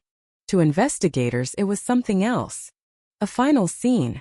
A place where Emily had left behind pieces of herself. And now, after decades of silence, detectives were returning to the car with a question that had never been fully answered. What did Emily know before she vanished? The vehicle had been searched countless times. Every compartment opened. Every surface examined. Every object photographed. In 1997, investigators believed they had collected everything important. But forensic science had changed. Technology had evolved. And sometimes, the smallest details survived the longest. Inside the evidence warehouse, technicians carefully reopened the vehicle. The smell of old fabric and dust filled the room. The same car that had once belonged to an 18-year-old woman now looked like a time capsule. A reminder of the night everything changed. Investigators started with the obvious. The glove compartment. The center console. The trunk. Nothing unusual. Then they discovered something hidden beneath the driver's seat. A small piece of paper. Folded. Almost perfectly. It was not listed in the original inventory. Nobody knew why. Nobody knew how it had been missed. But there it was. 27 years later. A forgotten message waiting in the dark. The paper was fragile. The ink had faded. Technicians handled it carefully. They photographed it. Scanned it. Analyzed every mark. At first, investigators believed it was just a random note. But when they unfolded it, the room became silent. 4 words. Written in Emily's handwriting. He knows about everything. That was all. No name. No explanation. No date. Just 4 words. A message that created more questions than answers. Who was he? What did he know? And why had Emily written those words? Detectives immediately compared the handwriting. The analysis confirmed what everyone hoped and feared. The note was authentic. Emily had written it. But when? That became the next mystery. The paper contained no clear timestamp, no indication of when it was created. It could have been written days before her disappearance, or hours before. Investigators searched Emily's room, her school notebooks, her journals, her personal belongings. They looked for any mention of the phrase, any clue about who she was talking about. Then they found something, a pattern.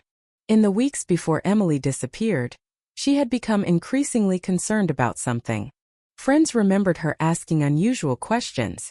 She had become suspicious, more private. One friend, Rachel Collins, remembered a conversation they had 3 days before Emily vanished. At the time, Rachel thought Emily was simply stressed. But now the memory felt different. Rachel said Emily told her, "Sometimes people aren't who they pretend to be." A strange comment. A disturbing comment. Especially coming from someone who disappeared days later. Investigators asked Rachel why she never told police. Her answer was painful. She said she thought it was just a normal conversation. People said things. People worried. People changed moods. Nobody expected Emily would become a missing person. That was the tragedy of cold cases. The warning signs were often visible only after the disaster happened. The note changed the investigation. Because for the first time, detectives had evidence that Emily may have known she was in danger. She was not simply caught in a random event. She was afraid of someone close enough to make her write those words. The question became, who? Investigators returned to everyone connected to Emily. They looked again at Thomas Bell, the diner customer, the man who knew her schedule, the man who had called police after she disappeared. They looked at Michael Voss, the mechanic, the man who had lied about seeing her. They looked at Aaron Pierce, the friend who admitted hiding their relationship. But the note pointed toward something different. Emily did not write someone. She wrote he, a specific person, a man, someone whose identity she believed would be obvious. The investigation shifted toward Emily's personal life, her relationships, her private conversations, the things she did not tell her family. Then detectives discovered something hidden inside old school records. A complaint. Not a criminal report. Not a police file. Just a note from a school counselor. Emily had reported feeling uncomfortable around someone. The report was vague. No name. No details. The counselor who wrote it had retired years earlier. But investigators tracked her down. When asked about Emily, she immediately remembered her. She remembered a young woman who seemed confident but troubled. She remembered Emily saying someone had been watching her, following her. The counselor had asked if she felt threatened. Emily said no. She said she could handle it. That answer bothered investigators. Because young people often underestimate danger when the person causing fear is someone familiar. The counselor searched her old records. And then she found something else. A handwritten note from Emily. A name. Partially visible. The ink had faded. Only the first name remained. David. That name opened another door. Investigators searched through every person named David connected to Emily. Friends. Neighbors. Co-workers. Classmates. The list was long. But one name immediately stood out. David Mercer. In 1997, Mercer was 32 years old. He worked security at a nearby shopping center. He had no criminal record. No known connection to Emily. At least officially. But when investigators searched deeper, they found something unusual. Mercer had been interviewed during the original investigation. Only once. For less than 10 minutes. Why? Because he claimed he barely knew Emily. A claim that appeared to end the conversation. Until now. Detectives found old photographs from a community event. Emily was there. So was David Mercer. Standing together. Talking. Smiling. The photograph was not proof of anything. But it proved one thing. David had lied. The investigation was becoming familiar territory. Another person. Another hidden connection. Another version of events that did not match reality. Detectives located Mercer. He agreed to answer questions. At first, he denied knowing Emily well. Then detectives showed him the photograph. His story changed. He admitted they had spoken. He admitted she had visited his workplace. He admitted she had asked him for advice. But he insisted he had nothing to do with her disappearance. Then investigators asked about the note. The 4 words. He knows about everything. Mercer stared at the table. For several seconds he said nothing. Then he asked a question that immediately alarmed detectives. Did you find that? Not, what note? Not, what are you talking about? But, did you find that? A reaction. A mistake. Crack. The kind of crack investigators wait years to find. Because in a case built on silence, one wrong sentence can reopen everything. Mercer refused to explain. The interview ended. But investigators left with something more valuable than a confession. They had confirmation. The note meant something. Someone understood it. Someone recognized it. And that person had spent 27 years believing it would remain hidden. The cold case was no longer just about a missing woman. It was about secrets. Secrets protected by silence. Secrets carried through decades.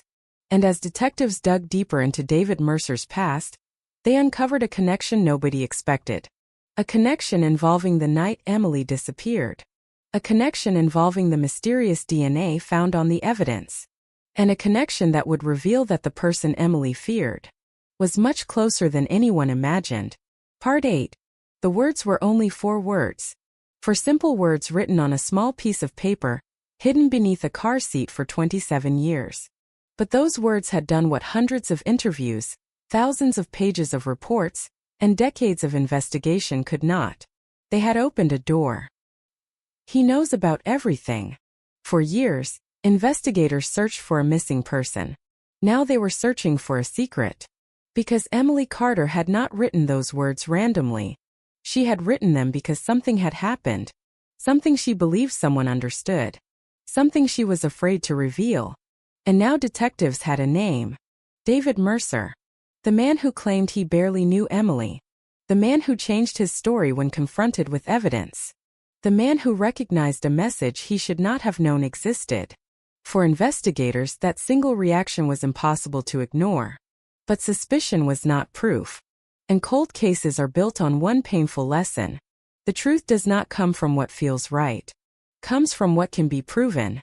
So detectives went deeper. They began examining David Mercer's life in 1997. Every movement. Every connection. Every detail that had been overlooked.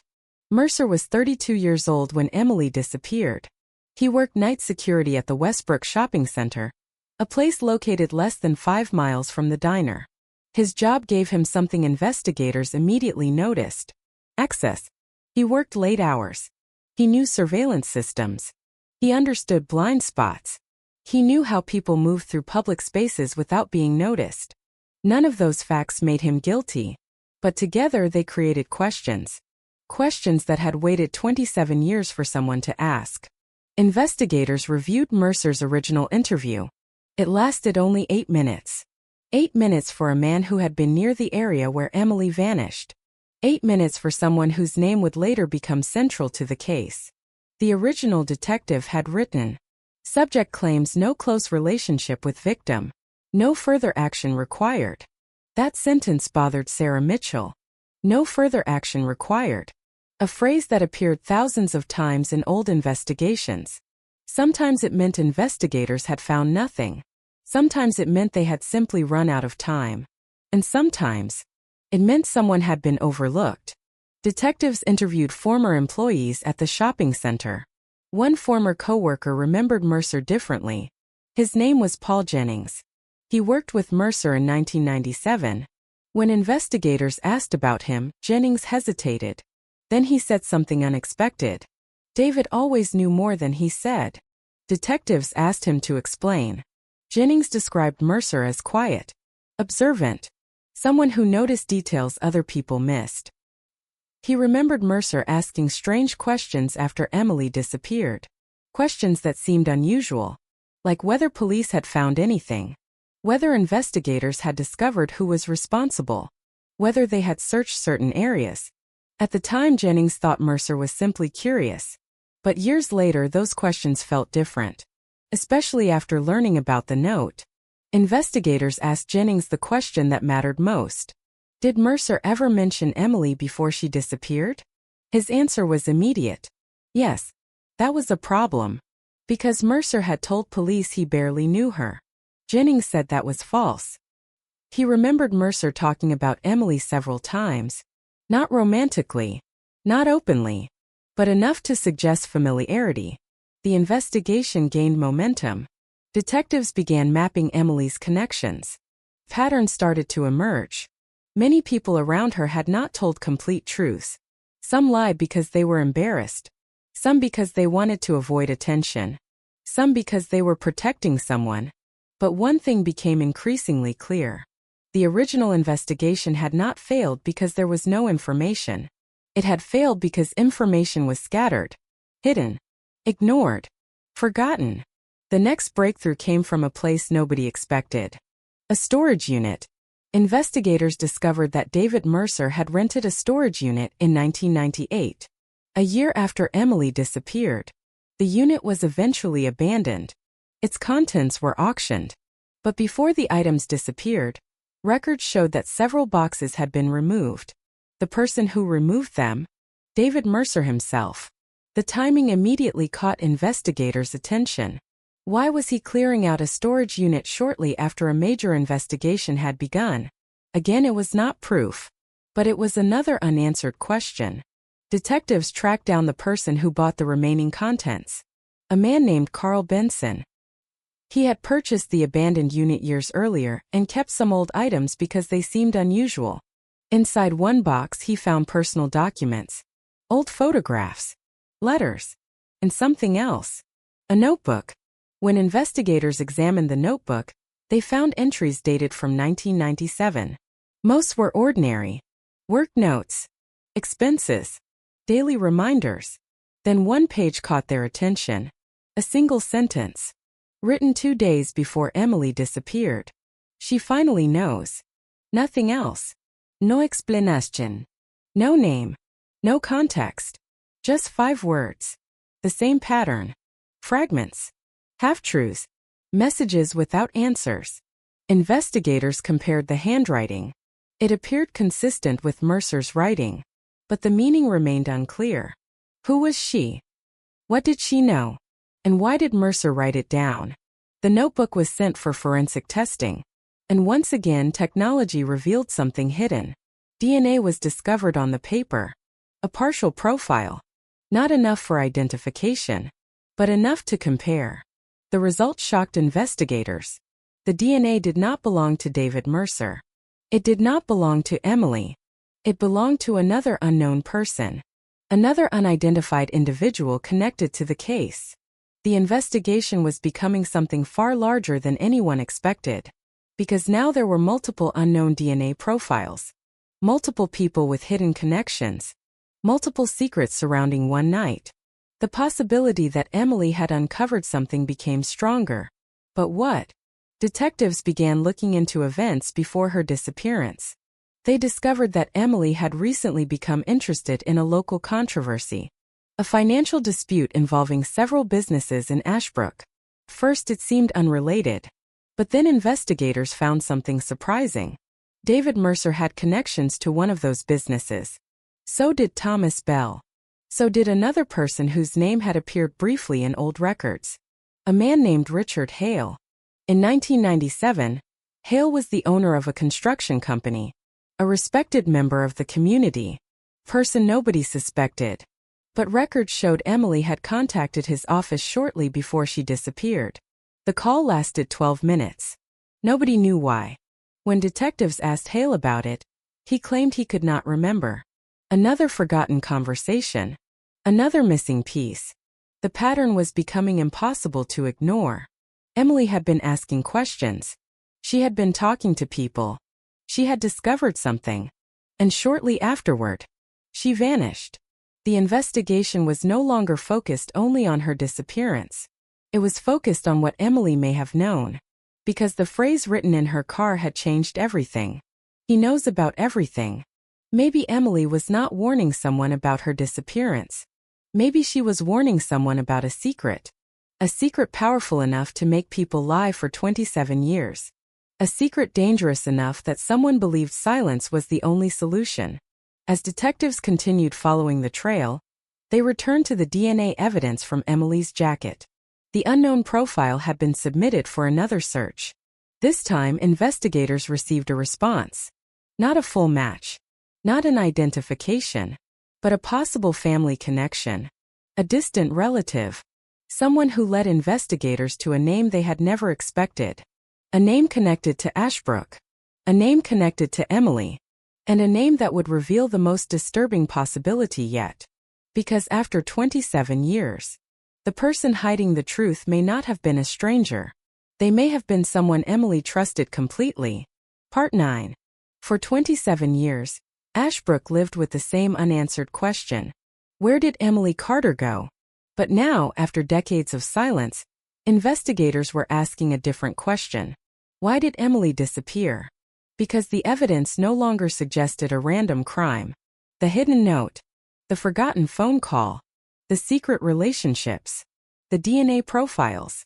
Everything pointed toward the same terrifying possibility. Emily had discovered something. Something someone desperately wanted to keep hidden. And the closer detectives moved toward the truth, the more they realized the answer had been buried, not in one person's secret, but inside an entire network of silence. The DNA discovery from the jacket changed the direction of the investigation once again. The profile did not provide an immediate name, but forensic specialists found something that had never been possible in 1997. A genetic family connection. The unknown DNA belonged to someone connected to a family line. A distant relative. A clue that transformed an invisible suspect into a real person. Investigators followed the genealogy trail carefully. They built family trees. They examined old records. They searched through decades of names. And eventually one name appeared. Richard Hale. The construction company owner. The respected businessman. The man who had once claimed he barely remembered speaking with Emily. The connection was not direct. The DNA did not belong to Hale. But it belonged to someone in his family. A relative. Someone who had been connected to him. And suddenly, a forgotten conversation from 1997 became impossible to ignore. Emily had called Hale's office 12 days before she vanished. The call lasted 12 minutes. At the time, nobody considered it important. Now, investigators wanted answers. They returned to Hale's home. He was older now. His hair had turned gray. His business had closed years earlier. His public image remained clean. For decades, he had lived a normal life while one question followed the Carter family every day. When detectives arrived, Hale appeared surprised, but not confused, almost as if he had expected the past to eventually return. That reaction immediately caught attention. Investigators asked about Emily. At first, Hale repeated the same answer. He remembered nothing significant. He said young people contacted businesses all the time. He said he had no idea why Emily would have called him. Then detectives mentioned the DNA connection. The conversation changed. Hale became quieter, more careful. He admitted Emily had contacted him, but he insisted it had nothing to do with her disappearance. He said she had asked questions about his company, questions about financial records, questions about a former employee. Investigators asked why an 18-year-old woman would be interested in corporate matters. Hale had no answer. That was the problem. Emily was not supposed to be involved. She was not supposed to know. But according to the evidence, she did. The investigation shifted toward the weeks before Emily vanished. Detectives discovered that she had been collecting information. Not publicly. Not officially. Quietly. Friends remembered her asking unusual questions. She wanted to understand things. She wanted explanations.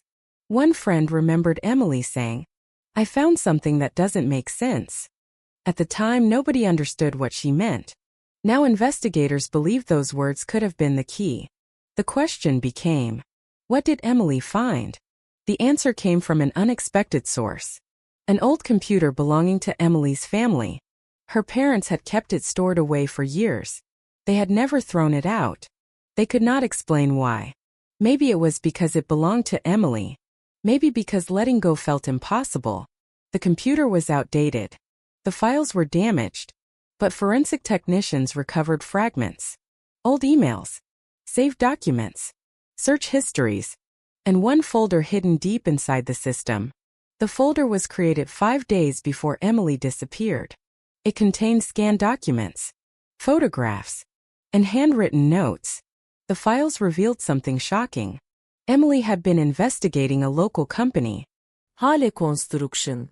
She had discovered irregular financial activity, missing records, payments that did not appear to match official reports. At first, investigators considered the possibility that Emily had uncovered a financial crime. But then they found something more disturbing. One of the documents contained names. Names connected to the people already appearing in the investigation. Thomas Bell, Michael Voss, David Mercer. 3 men who had all hidden their connections to Emily. 3 men whose stories had changed over time.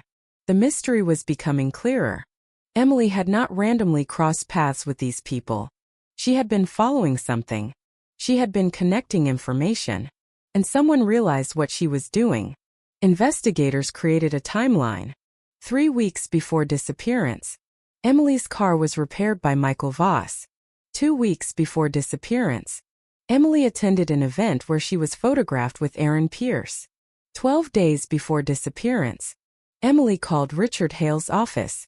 1 week before disappearance, Emily wrote notes about someone knowing everything. The day before disappearance, Emily spoke repeatedly with an unknown phone number. The night she vanished, multiple people were near her. The timeline was no longer a collection of random events. It was a pattern that suggested Emily had been moving closer to something dangerous. Then came another breakthrough. The unknown DNA from the notebook was compared with the family connection discovered through genetic genealogy. The result did not identify the person directly, but it narrowed the search. The DNA belonged to a male relative of Richard Hale. Investigators began looking at Hale's family. One name immediately stood out. His nephew, Nathan Hale. In 1997, Nathan was 22 years old. He worked part-time jobs around Ashbrook. He had no criminal record. He was not considered important during the original investigation. In fact, his name barely appeared. But there was one detail. Nathan worked for his uncle's construction company, and he had access to company records. The same records Emily had been investigating. Detectives searched for Nathan, but they discovered something unexpected. Nathan Hale had disappeared from Ashbrook years earlier. Not dramatically, not under suspicious circumstances. He simply moved away, changed his name, started a new life. A normal disappearance. Except now investigators had a reason to find him. Because if the DNA connection was correct, Nathan Hale may have been the missing piece. The person whose biological trace had survived. The person connected to the secrets Emily discovered. Detectives tracked him across the country. When they finally located him, they found a man who had spent decades avoiding attention. He agreed to speak. At first, Nathan denied remembering Emily. Then investigators mentioned the construction records.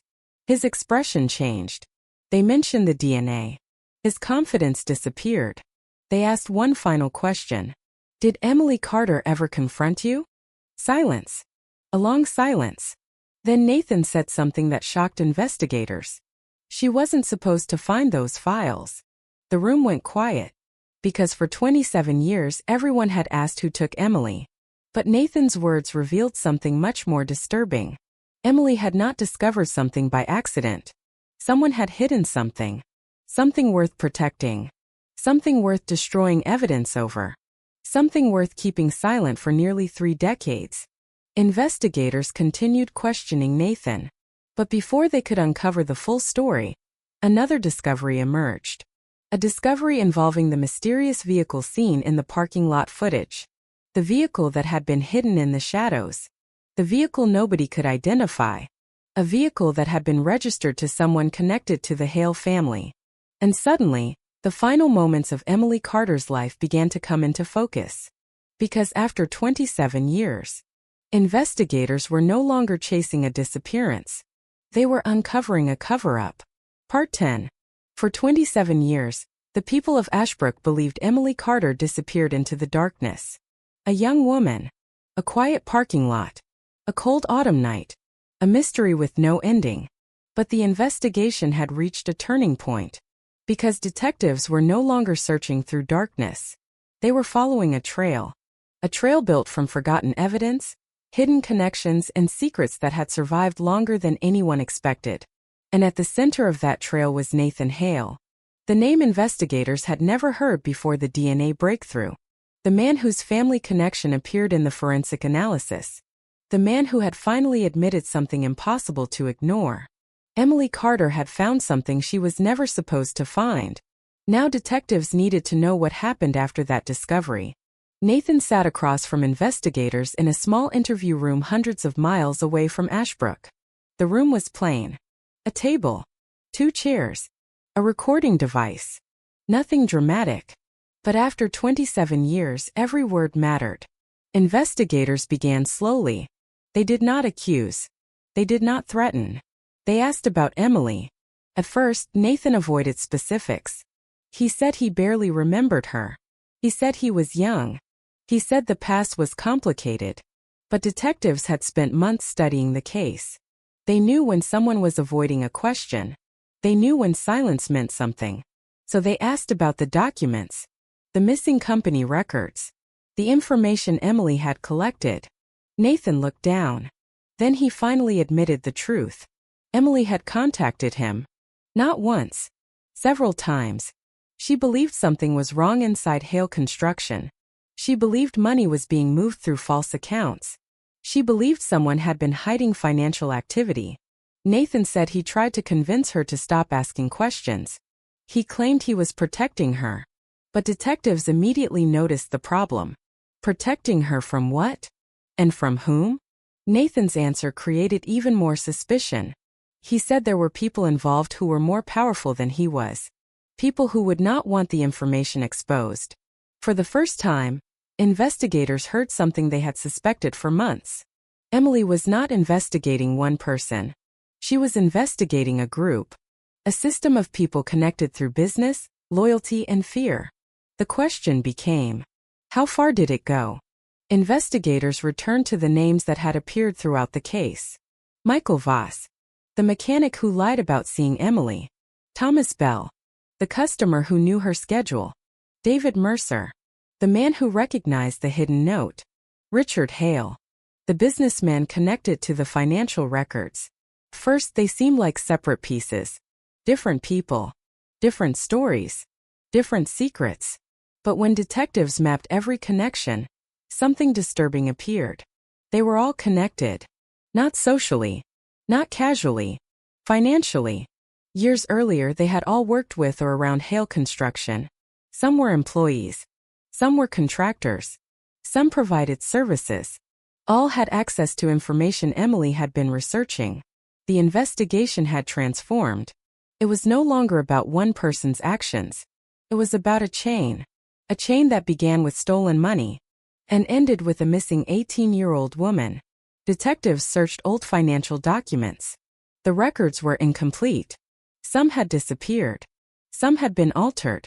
But forensic accountants found patterns. Payments that went nowhere. Companies that existed only on paper. Money moving through accounts connected to people close to Hale. Emily had discovered what investigators later described as a hidden financial network. She had no official authority. No legal access. She was simply a teenager who noticed something that did not make sense.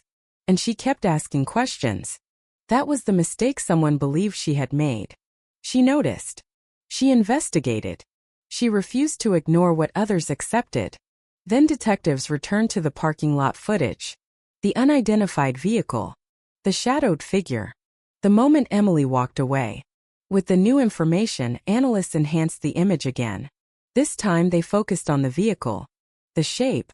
the headlights, the body design, the location. Then they compared it with old vehicle registration records. The result was a match. The silver sedan belonged to Nathan Hale. For the first time, investigators had a direct connection between a person and the scene where Emily disappeared. But Nathan insisted he had an explanation. He admitted owning the car. He admitted being near the diner. But he claimed Emily contacted him. He said she wanted to talk. He said he met her because he was trying to convince her to stop investigating.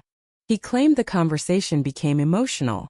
But he insisted he left her alive. That was the question detectives needed to answer. Was Nathan telling the truth? Or was this another carefully constructed story? Investigators searched Nathan's history. They discovered he had changed his name after leaving Ashbrook. He had moved several times. Different states. Different jobs. Different identities. Not illegal, but unusual.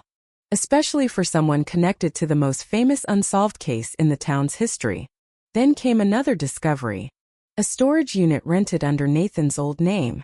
Inside were personal items, old photographs, documents, and a box containing something investigators had never seen before. A handwritten letter, dated October 18, 1997, the day after Emily disappeared. The letter was never sent. It was never found in 1997. It had remained hidden for decades. The handwriting belonged to Nathan. The message was short, but the meaning was devastating. I should have stopped her before she knew. Investigators read the sentence repeatedly. One line. One admission. One moment that changed the entire case. Nathan was arrested. But the arrest did not answer everything. Because one question remained. If Nathan was responsible, why did multiple DNA profiles appear? Why did multiple people hide information? Why did so many individuals lie for decades? The answer came from Nathan himself. After several hours of questioning, he finally revealed the truth. Emily had confronted him about the documents. She believed he knew what was happening inside his uncle's company. She believed he could help expose it. Nathan admitted he met her that night. But he said he was not alone. Someone else arrived. Someone who wanted the conversation to end. Someone who had much more to lose. Nathan refused to say the person's name at first. He simply said, "Emily trusted the wrong people." Those words became the most important statement of the investigation. Because detectives realized something horrifying. The person Emily feared was not one person. It was a group of people protecting the same secret. And as investigators prepared to confront the remaining suspects, they discovered one final piece of evidence. A voicemail. A message recorded hours before Emily vanished. A message that had been deleted in 1997, but recovered decades later. A message where Emily was heard saying something that sent chills through the investigation. Her voice was calm, but behind the words was fear. She said, "If anything happens to me, look at the people who told me to stop." For 27 years, everyone searched for the person who took Emily Carter. But now investigators understood something far more terrifying. Emily had already told them where to look. They just needed 27 years to hear her. Part 11. For 27 years, Emily Carter's final warning existed only as a missing piece of a broken story. A voice message. A few seconds of audio. A young woman who knew something was wrong. A young woman who understood that someone wanted her silent. But when investigators finally recovered the recording, the case changed forever. Because Emily had not vanished without leaving a clue. She had left a warning. And someone had spent nearly 3 decades hoping nobody would ever hear it. The recovered voicemail was analyzed by forensic audio specialists. The recording quality was poor. The file had been damaged by years of storage. But Emily's voice was unmistakable. 18 years old.